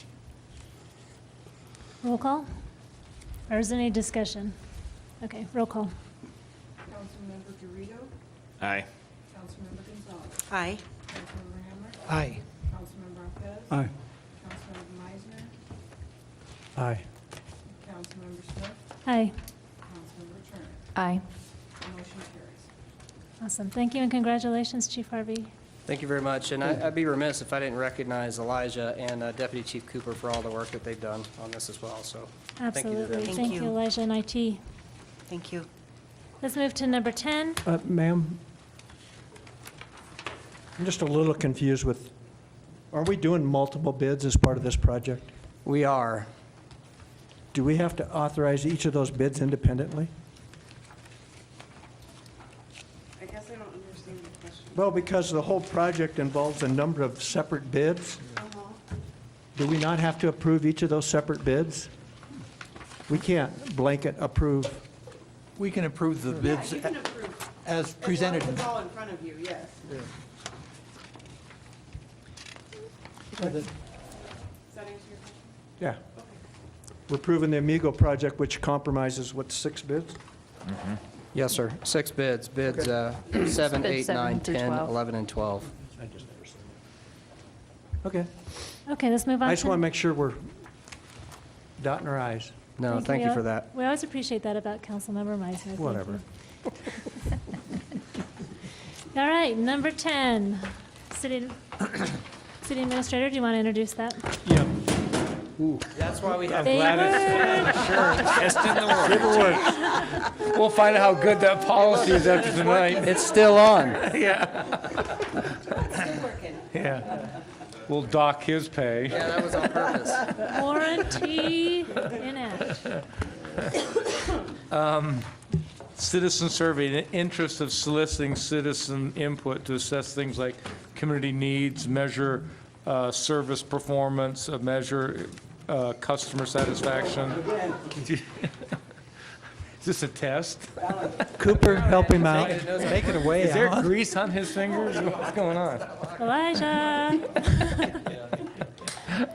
Elijah, can you make sure Derek Harvey gets to the training sessions? First in line. Again, in the interest of soliciting citizen input to assess community needs, measure service performance, evaluate customer satisfaction, and evaluate potential policies and plans, the city is proposing retaining National Research Center of Boulder to conduct the 2018 citizen survey. They conducted the 2016 and 17. The only significant difference is they're going to increase the number of households solicited by 100. So instead of 1,500, there'll be 1,600 households identified for the survey at a cost of $16,785. I think that's about an $800 increase over the prior year. Most important for this evening, most of the questions are standardized questions for purpose because we can benchmark against hundreds of other cities in America to see how we compare. So that section of the survey is pretty standardized. Where you can customize the surveys are on the policy questions, which we've done in the past. I had them put together, and actually we got a little bit, we've had a few more questions we could squeeze in. So rather than 9, we squeezed in 11 questions.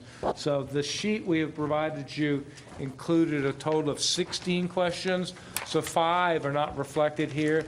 And the question to you is, if we believe the 5 are important questions, it would cost us $2,250 to add them as a second page. And if you wanted to, you could add more questions. We don't have to do it all tonight, as long as we get this to them by the end of the month. So if you have additional questions tonight, we can certainly make note of that. If you have additional questions between now and May 21st, the next meeting, we can capture them. But you effectively probably could add, in theory, about 12 or 13 questions, not just 5, if you desire to do that. Tony, I asked for help to get some wording put together for a question concerning the Highway 50 corridor access plan. Do you have that available? We can draft that. We've been kind of waiting to see where the overall scope of the plan is so we can give as much detail to the public. I know that they're having private meetings this week and then meetings with the council. I hope that will fine tune the nature of the question. Right now, I think it'd be so generic, it wouldn't create a lot of value. For example, last year we asked the question in more detail about the proposed pedestrian safety project on US 50, so we could describe, that it would include mini medians and other types of public safety issues so that the public had a very clear idea what we were talking about instead of just general improvements. So I think we can hopefully get that greater detail in the next couple of weeks. Councilman Tony? Meisner? Yep. The customized questions start at 14, is that right? Yes, starting with the deer hunting. Through 24. Yes.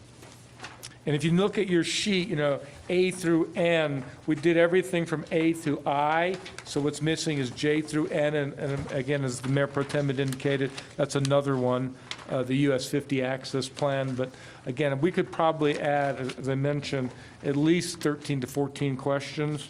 So we have 6 that didn't make the list. We strongly recommend that they be included, and the cost of $2,250 is well worth it to help you derive some direction for the community and get a pulse for the community on critical issues. That's the beauty of this survey. And the 6, is that J? Yes, starts with J. So J, K, L, M, and N, and now O based upon the Mayor Pro Tem's. Those would be additional questions, and we, again, will be open for more questions. The more the merrier. We do have a citizen's request to speak to council. Would you like to hear from them now, or? In a second. Okay, Meisner. One of the questions, I think we've got some, we want to try to simplify the verbiage on 16. 16, okay. And I think Mr. Dorito is going to provide some verbiage. Okay. We just Well- want to be as straightforward as possible on that particular question so Sure. that it doesn't appear that we're, you know. Well, I was reading through some of the questions, and Yeah. a lot of the questions say, to what extent would you either support or oppose? And then they go into a kind of a descriptor on that, and I'm just questioning whether or not we can simplify that down to just, to what extent would you support, and then obviously oppose is on there, and then possibly simplify the description of what we're actually offering on there. Sure.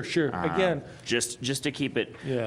on a more simplistic level, so people Sure. can glance at it and say, Okay. this is what I'm supporting or opposing. Yeah.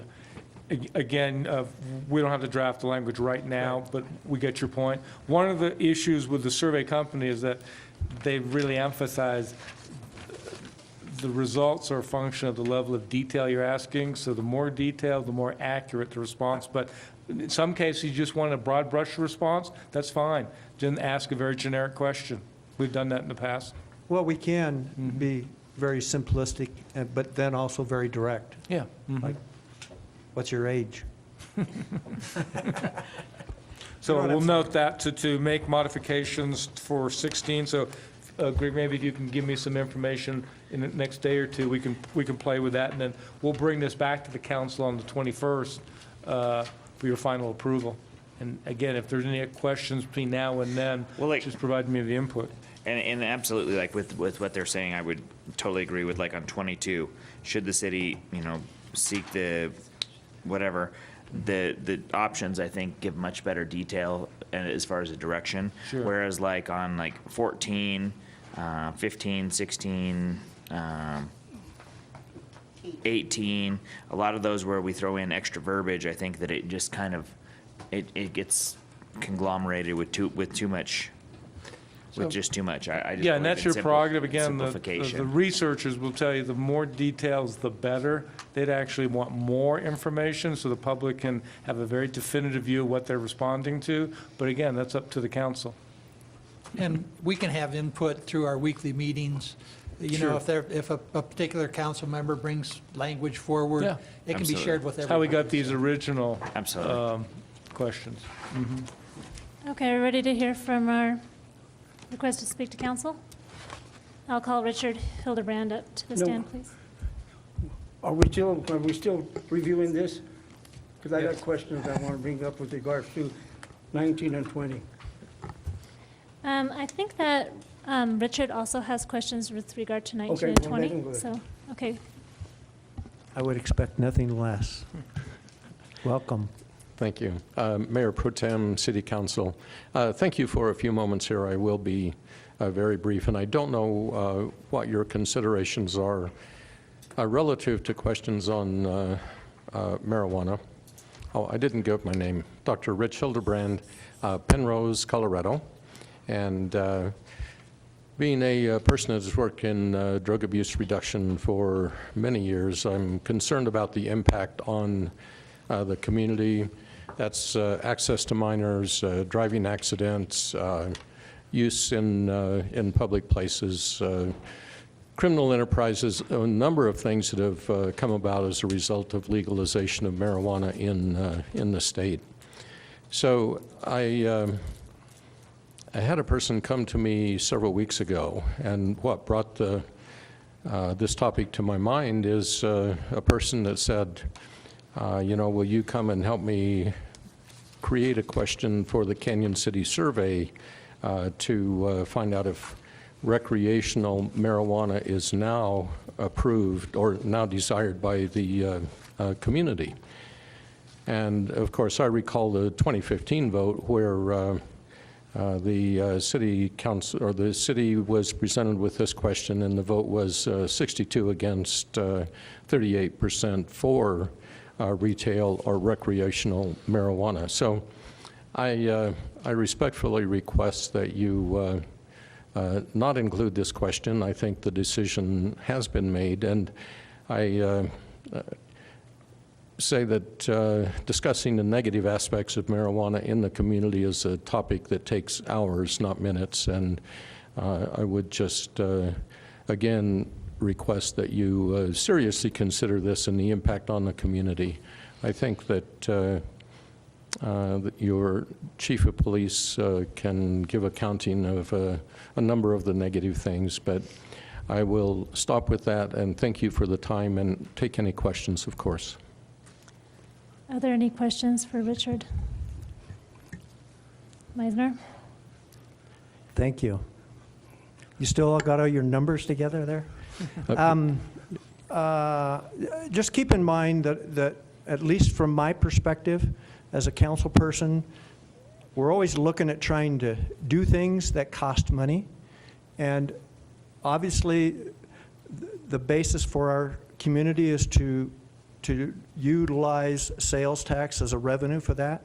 And inevitably, we get asked questions about why not marijuana? And I think it's only prudent for us to occasionally test the waters to see where our community wants to be on that particular issue. Again, assuming that the results came back at 50-50, you still have to make a decision in terms of who is going to move forward with, as I understand it, a petition that would have to be submitted to get that item on the ballot. So what we're trying to do is test the waters so that we can, again, answer some questions in the future, at least myself, that the community is still not interested in utilizing marijuana as a revenue source. So that's my intent. Yes, sir, thank you. And I certainly understand the revenue aspect. My concern about the revenue is that if the city were to move toward this, I believe that there should be a true cost-benefit analysis done, which includes law enforcement, the impact on children, homelessness, all of the other things, the social costs, the social welfare costs that come along with it. The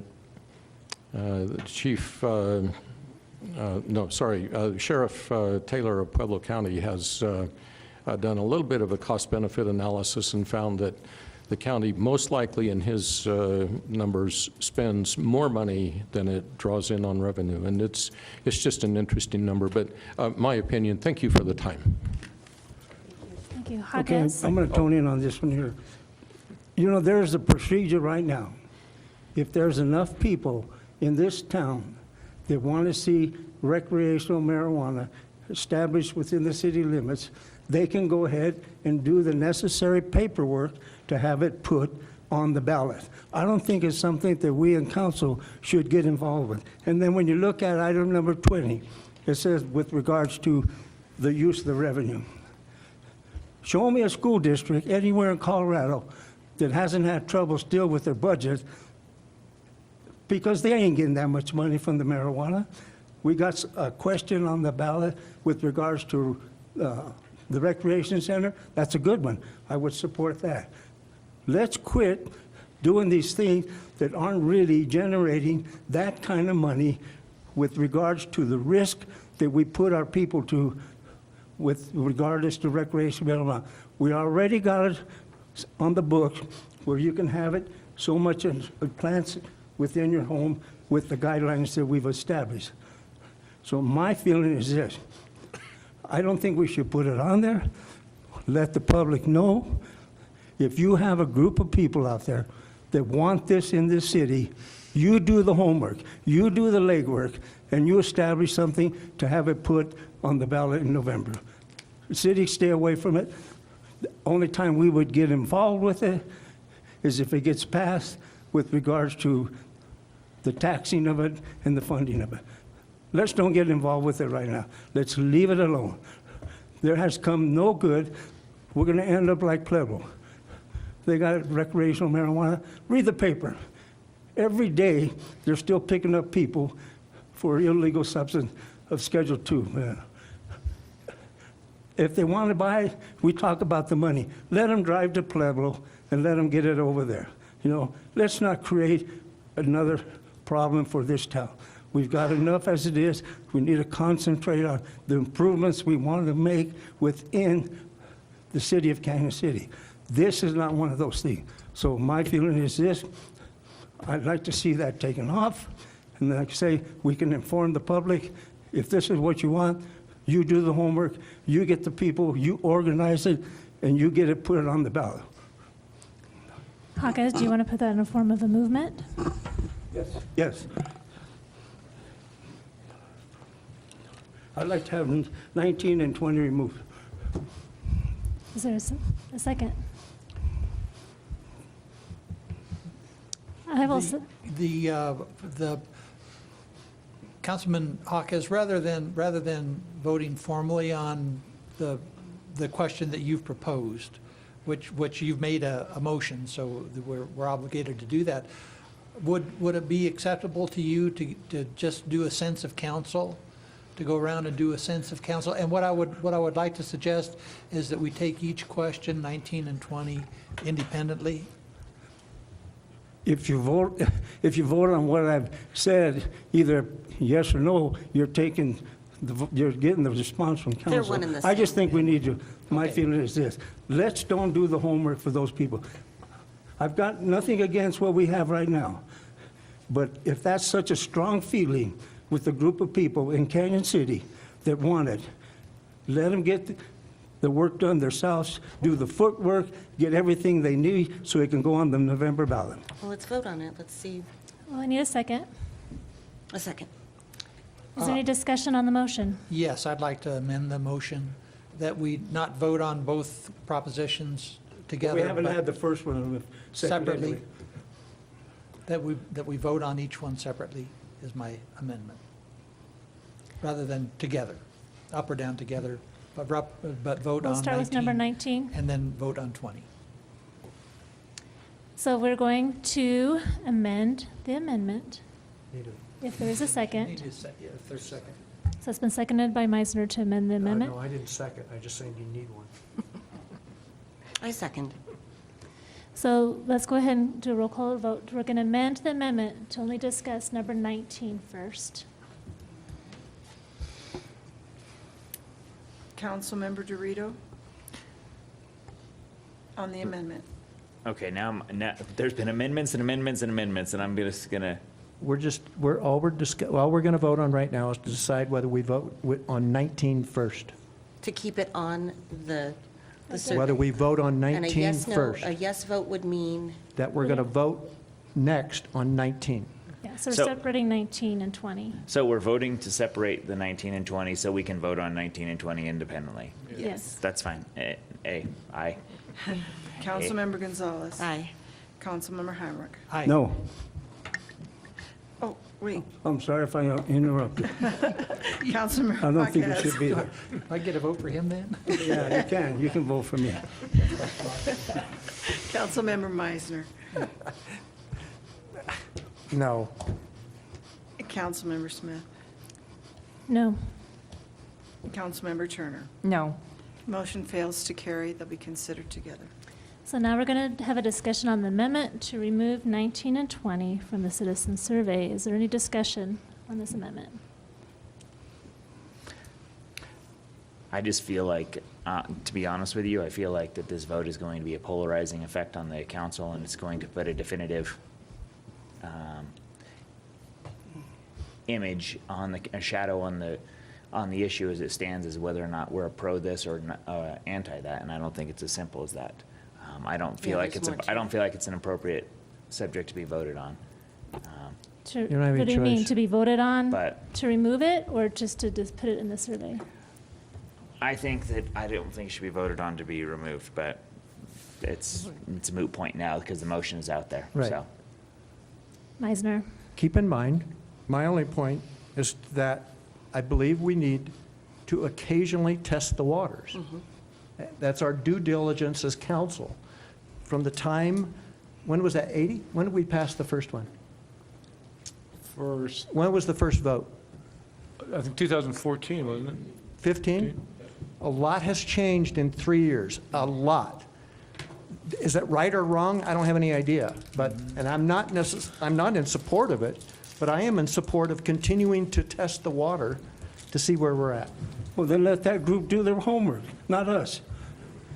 And that's the best way to test the waters. Okay, Councilmember Turner. Well, I'll just say, I'm the newest person to council here, and I had a lot of people from the community asking me what my position was before I interviewed in front of council. And I didn't have a good sense of what the community thought about recreational marijuana, because to me, it's not really about what I personally want, it's what the community wants. And that's our responsibility, is to vote, in accordance really with what our residents, what's good for the residents and also what they want. So I think it's fair to ask the question. It doesn't mean we have to take action one direction or the other just by asking the question. That's how I feel about it. Any other comments?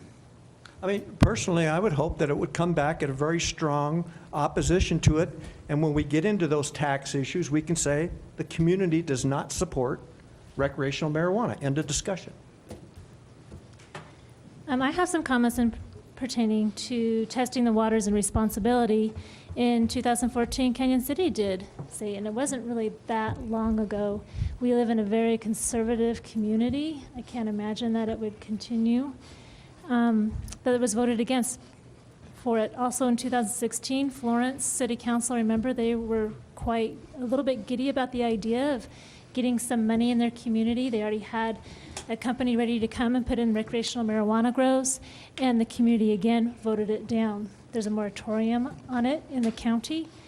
Out of 270 municipalities, 201 say no to recreational marijuana. 66% ban both recreational and medical marijuana. The concern I have is for our youth. Even for our youth, just the perception of having the perception that a community embraces recreational marijuana has a significant effect on them. In a local survey, 63% of our kids say that it's easy to get, and only 48% think it's harmful, which is unfortunate because for any child under the age of 25, any use of substance causes permanent damage and is harmful and is considered substance abuse.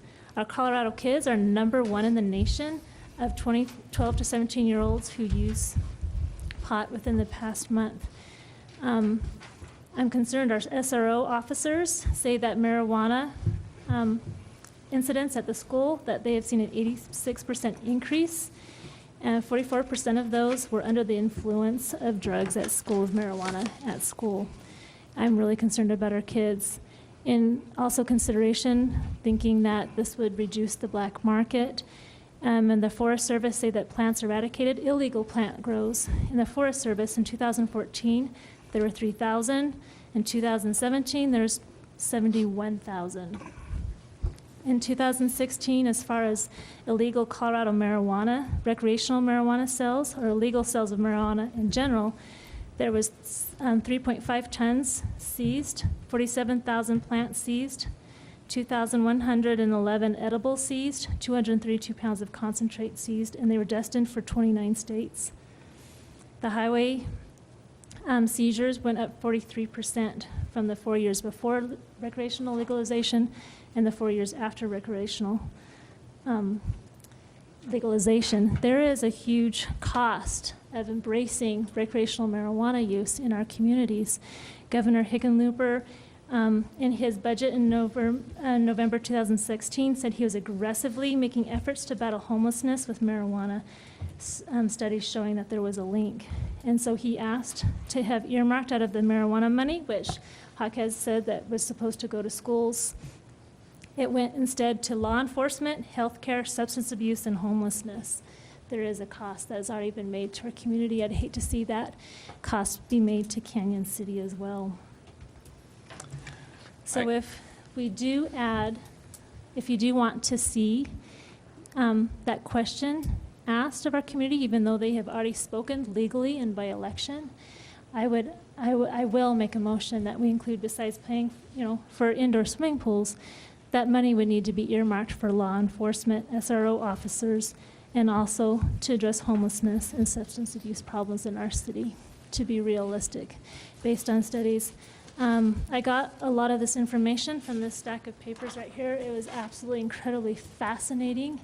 It's from the 2017 studies that were done by the Rocky Mountain High Intensity Drug Trafficking Area on the legalization of marijuana in Colorado and the impact. And I'm just, again, saying that even the perception of including recreational marijuana in our community, it has consequences for our culture and consequences for the perception of our children who are most at risk of having damage from recreational marijuana use. And so I would support Jaquez. I guess I would have to say this, is that if I respect everybody's opinion, I respect your opinion, Frank, and your opinion, Ashley, but I also feel like a lot has changed in the last 3 years, and I don't feel like we're doing our due diligence as representatives if we don't ask the question. If the community still feels that way, then it's a moot point. The community will still vote it down 68 to 32 again, but I think that because of the magnitude of what has changed and the amount of the geography that has changed around us as far as communities that have legalized it, the impact that it has had, I think we still have to ask the question. So I guess my feeling is, as far as the changes that have taken place, is increased homelessness, increased crime, increased police officer resources, and increased substance abuse. That's something I'm not really interested in embracing or encouraging. I think we have a lot of other things on our plate that we need to consider, and we've already been through this route. I'm not really interested in being distracted by this issue. I think you have to be careful with some of your facts and figures, and I'm not saying that they're inaccurate, but there's a number of different studies that give different information about the relevance and the relationship between marijuana and a lot of our other society problems, and in particular homelessness. I will forward you this document, and it talks There's about multiple documents that give different information. And it will talk about some of those There was even an statistics. article out of Pueblo that had said homelessness is due from Black Hills raising their rates. I'm just saying that I will forward this to you, and you can look at the homelessness rates. And it also addresses different studies that have been done about marijuana use in other instances, and it documents also why some of those studies aren't necessarily accurate. But I still want to say this, Volk. I understand getting all this stuff in there, but I'd still say if there's a strong, if I was one that wanted it, okay, I'd be pounding the streets to get it on the November ballot, okay? I wouldn't even care about what city council wanted to do. That's what I would be doing. So if the people out there are that strong about it, let them do the homework themselves and get the necessary stuff to have it put on the November ballot. That way we know that there is a sincere group of people that think it should be here. Those are the ones there, not us. Let them decide that. Madam Mayor, I call the question. All right, let's take it to a vote. Councilmember Dorito? Let's clarify where. I was going to say, let's clarify what we're voting on. Are we voting to leave them or remove them? Remove them. The motion is to remove 19 and 20. Nay. Councilmember Gonzalez? Nay. Councilmember Hamrick? Aye. Councilmember Jaquez? Aye. Councilmember Meisner? Nay. Councilmember Smith? Aye. Councilmember Turner? Nay. The motion fails, 4-3. I would like to make a motion to make an amendment to question number 20 to include on the options of ways to spend money on recreational marijuana sales, to include that money be used for homelessness, increased police officer, or increased law enforcement, behavioral health and substance abuse, and homelessness. I already said homelessness. In conjunction with your amendment, which I don't know that we can talk about, but I mean, I'd like to see a separation between cultivation and sales. In other words, two questions. Okay. Now, the reason they're there is because, a recreational facility can grow on site, so that's why we put that in there. They don't necessarily have to buy the product and then retail it at a store. They can grow the product on the site, so that's why we have it in there. But you want them separated? Well, Maybe a question for Catherine. Can you limit a retail operation that could not grow? Yes. I mean, that's one of the problems, and we're going further in this than we need to, but we all know that cultivation brings in its own set of problems. So I would suggest that we have two questions that would essentially be the same, but with your amendment, that we have one question on cultivation and one question on sales. So the amendment is on number 19 to separate the questions for cultivation and sales, and number 20 to include the items I mentioned before. So we'll add 2 more questions. That would be 2 questions, 4 altogether. No, say that again. Well, 20, so number 19 would be the separation of sales and cultivation.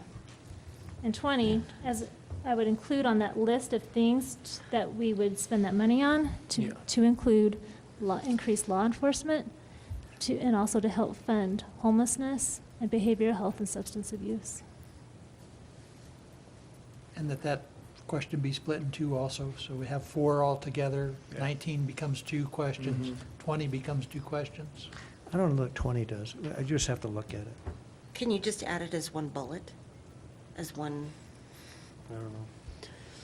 We can bring language back to you, and you can Yeah. decide on the 21st if you want Okay. Okay, is there a second on the motion? to. Second. Call a vote? Councilmember Dorito. Aye. Councilmember Gonzalez. Aye. Councilmember Hamrick.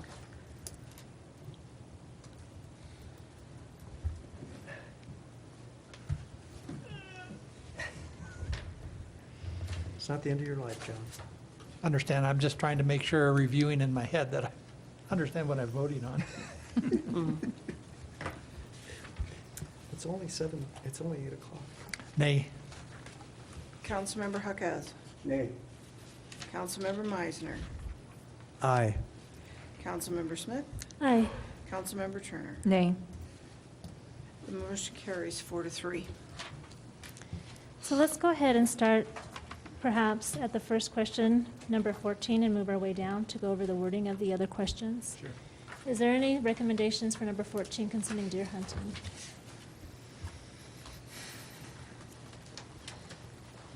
I personally would like to see that the wording, we're talking about being a little bit more specific, that where it says that the designating Canyon City and adjacent areas for additional deer hunting archery licenses, and I'd like it to add, for those applicants that meet competency criteria and safety guidelines starting in 2019 due to overpopulation of urban deer herds, or something along those lines. Mention competency, what was the other word you used? For competency criteria and safety guidelines. Okay.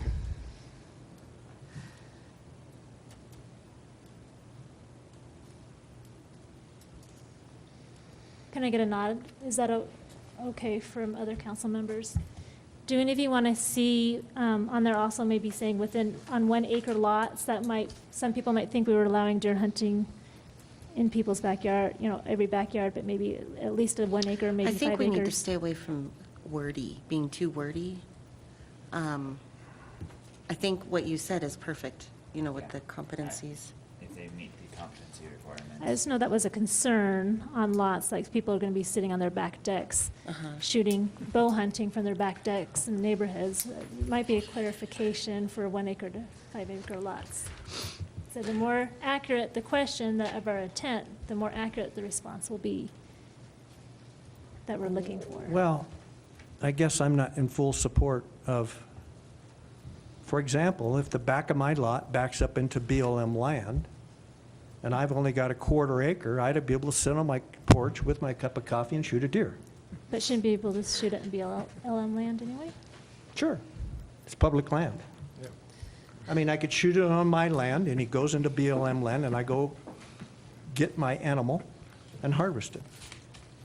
I just think the 1 acre thing, we're still trying to digest that whole area thing. I think in some cases it makes sense, particularly in my neighborhood, but in your neighborhood, I think 1 acre is different. Can I say something? If an individual is trained and they've passed the competency standards, I don't think that area will make a difference, because they will be trained well enough to know the difference between a safe shot and an unsafe shot. Good point. So we'll just stick with, so nod of heads, just to stick with the competency and safety guidelines and not Right. They'd C have to. guidelines. They would have to go through it. Not the way the rules are set up. Okay, so are we done with number 14 then? How about number 15? On that one, I did have a suggestion. And this is really similar, almost the exact same question we asked last year. We felt there was concern that some people say, yeah, sure, I'll pass, I'll support a tax for recreation center. I really want an indoor pool. Maybe if we actually put a number on there, it might get a better sense of how committed they really are. And perhaps suggest, would you support or oppose using a 0.5% sales tax? And it'll just get a little bit more of a flavor of what our citizens would tolerate for a recreation center. Our survey company would concur with you. Okay. And number 16? Greg, you had some questions with the county officials. Did they feel like that question met their? Well, my comment is that we potentially would remove the extra, all we're essentially talking about here is stormwater, and remove pollution control facilities, operations, and maintenance. And that's my point, is just to simplify the. I would just say, to what extent would you support or oppose creating a stormwater organization fund and operate stormwater, I don't know about operate, funding, and I don't know, our real question is not within the city limits, it's really, if we do that, then maybe split the answers with, I support it only within the city limits, or I support it with extended beyond the city limits, because that's the real question, is we need to expand that. So we'd make it 2 questions? I can see that, but I think it's kind of With important space. to clarify that stormwater, that is a water flooding and pollution control issue. Particularly, it's a water flooding issue. Can we just say,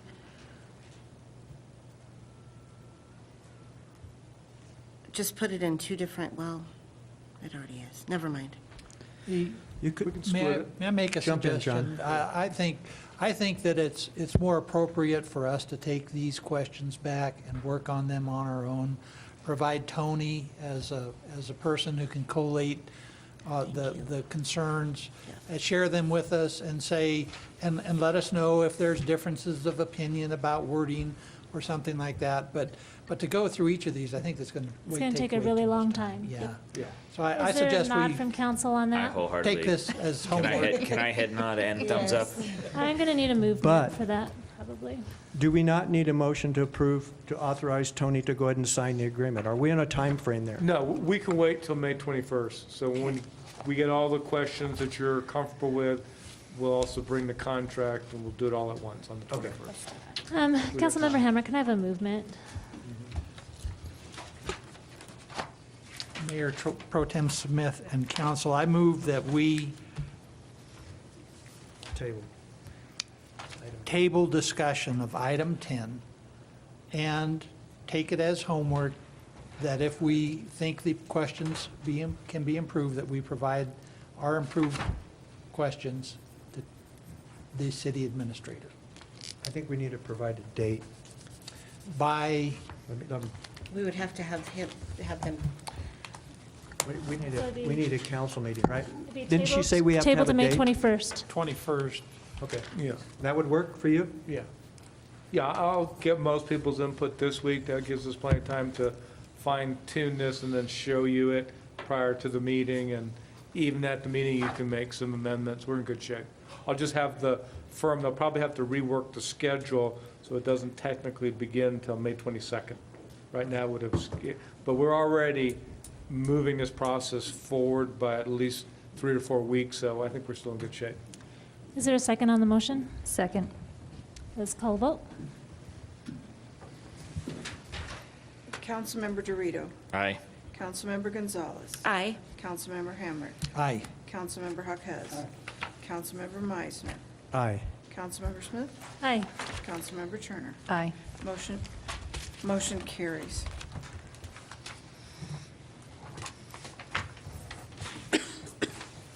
Let's move to number 11, to be read by the clerk. Clerk has to find her agenda. There it is. Sorry. Mayor Pro Tem, can I suggest an adjournment for a brief, Sure, yeah, we've been here for a little while. Let's take a 5-minute break. let's take 5. All right, let's go ahead and move on our agenda. Thank you, Lisa. We always appreciate you being here. If we want to get through this, let's go to the reading of ordinance number 9. Ordinance number 9 is an ordinance amending section 17.24.050I of the municipal code to modify special area restrictions, the rezoning of 1145 Ohio Avenue to allow the police department offices on site. Comments or questions by council? Motion from council? Madam Mayor, Go. I'll make a motion on ordinance number 9, series 2018, for second reading, amending the section of the municipal code to allow specialty area restrictions, rezoning 1145 Ohio to allow the police department offices on premises.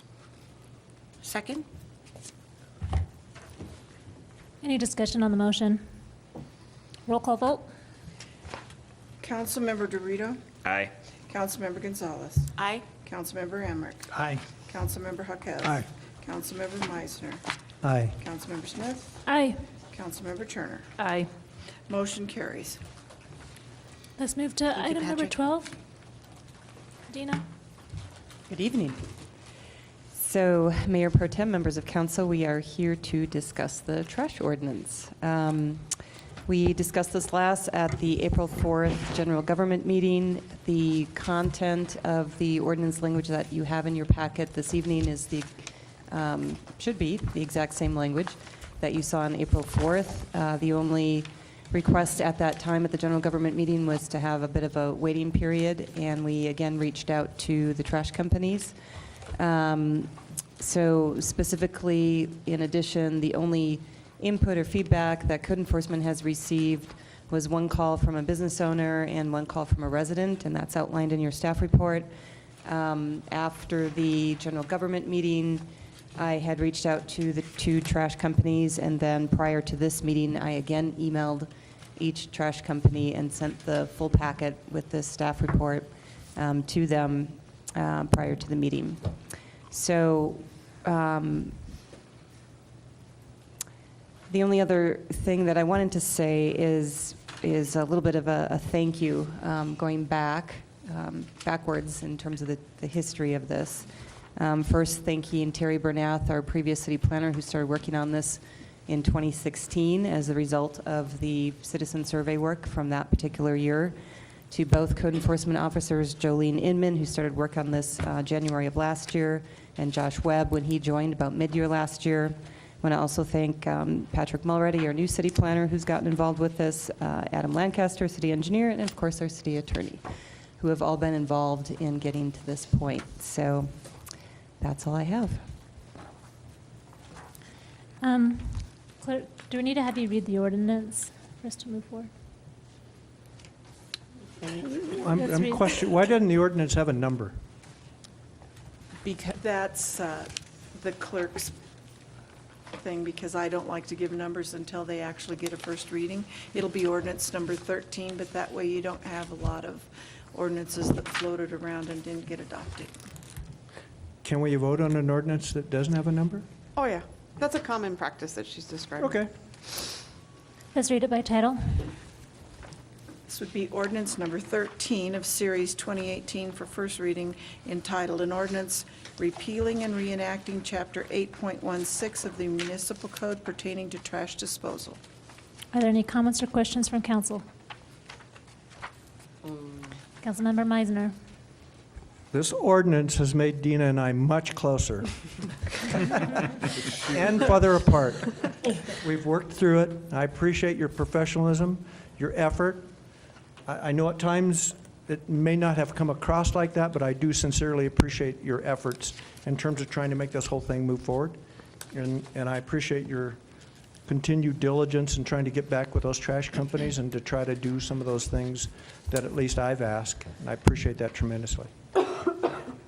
Any other comments? I do have one question for you, Dina. It was just brought, and I would have got it to you beforehand, but it was just brought up to me this weekend. One of the auction companies in town had approached me and told me that a lot of times during an estate auction, they'll just that day call in a large roll-off to a premises, and they had expressed concern that since it would have to now be permitted, that it would be able to be done in time to get it done within a day or so to get work started. Is our process fast enough that that would be? Adam is nodding his head behind you. I was going to say Adam says yes, so I feel good about that. That's a good The start. one that issues the permit. Yeah, he issues the Okay. permits. yeah. Okay. Keep in mind that there's also some differences, and Adam or anybody can jump in.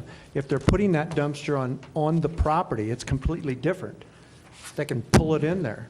But if Well, they're going to park it in a public right-of-way, Well, and that was what I had presented to him, but he had said a lot of times, depending on where the residence is, sometimes it has no place other than just the street. And so yeah, that would be a permit. So that would be a permit through the city engineer. Okay. Any other comments? Can I have a motion from I council? guess I do. Quickly. The verbiage that we looked at in whatever meeting it was, is the same verbiage we have tonight. It should be yes. We will triple check between now and second Yeah, I mean, reading. There wasn't any changes done. No. No. Okay. Motion, please.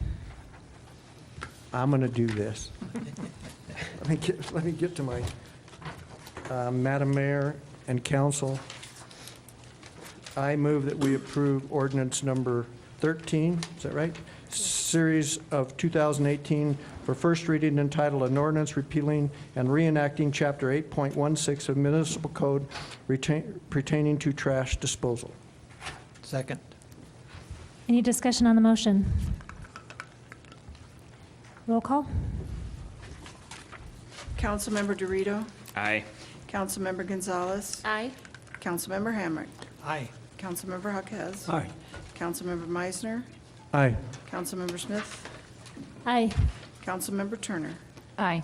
The motion carries. Excellent. Is there any administrator's report tonight? Given the time now. Okay, can I have a motion to go into executive? Madam Mayor? Yes?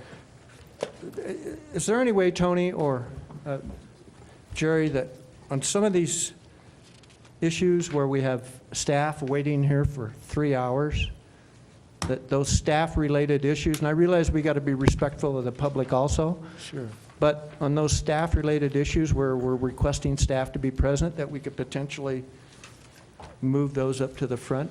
It's a prerogative of the council, so. I mean, I we appreciate don't have an issue. staff's present here, but, Yeah. you know, to sit here for 3 hours or whatever it's been, 2.5 hours to, True, but on the other hand, I mean, this council has an excellent track record for very efficient meetings. Believe me, I can tell you that after 35 years. So your typical meetings are an hour and a half, so we respect that. This is slightly an exception, but it is an exception to your general practices, so we're fine. I guess. And we've always got the option of modifying, so we'll work on that. All right, so do I have a motion for the executive session? I make, Go ahead. Madam Mayor, Council, he's doing it, he's on it. I move that the City Council hold an executive session to consider the purchase, acquisition, lease, transfer, or sale of real, personal, or other property pursuant to CRS 24-6-4024A. Second? Roll call. Aye. Councilmember Gonzalez. Aye. Councilmember Hamrick. Aye. Councilmember Hess. Aye. Councilmember Meisner. Aye. Councilmember Smith. Hi. Councilmember Turner. Aye. The motion carries. I will now go into executive session.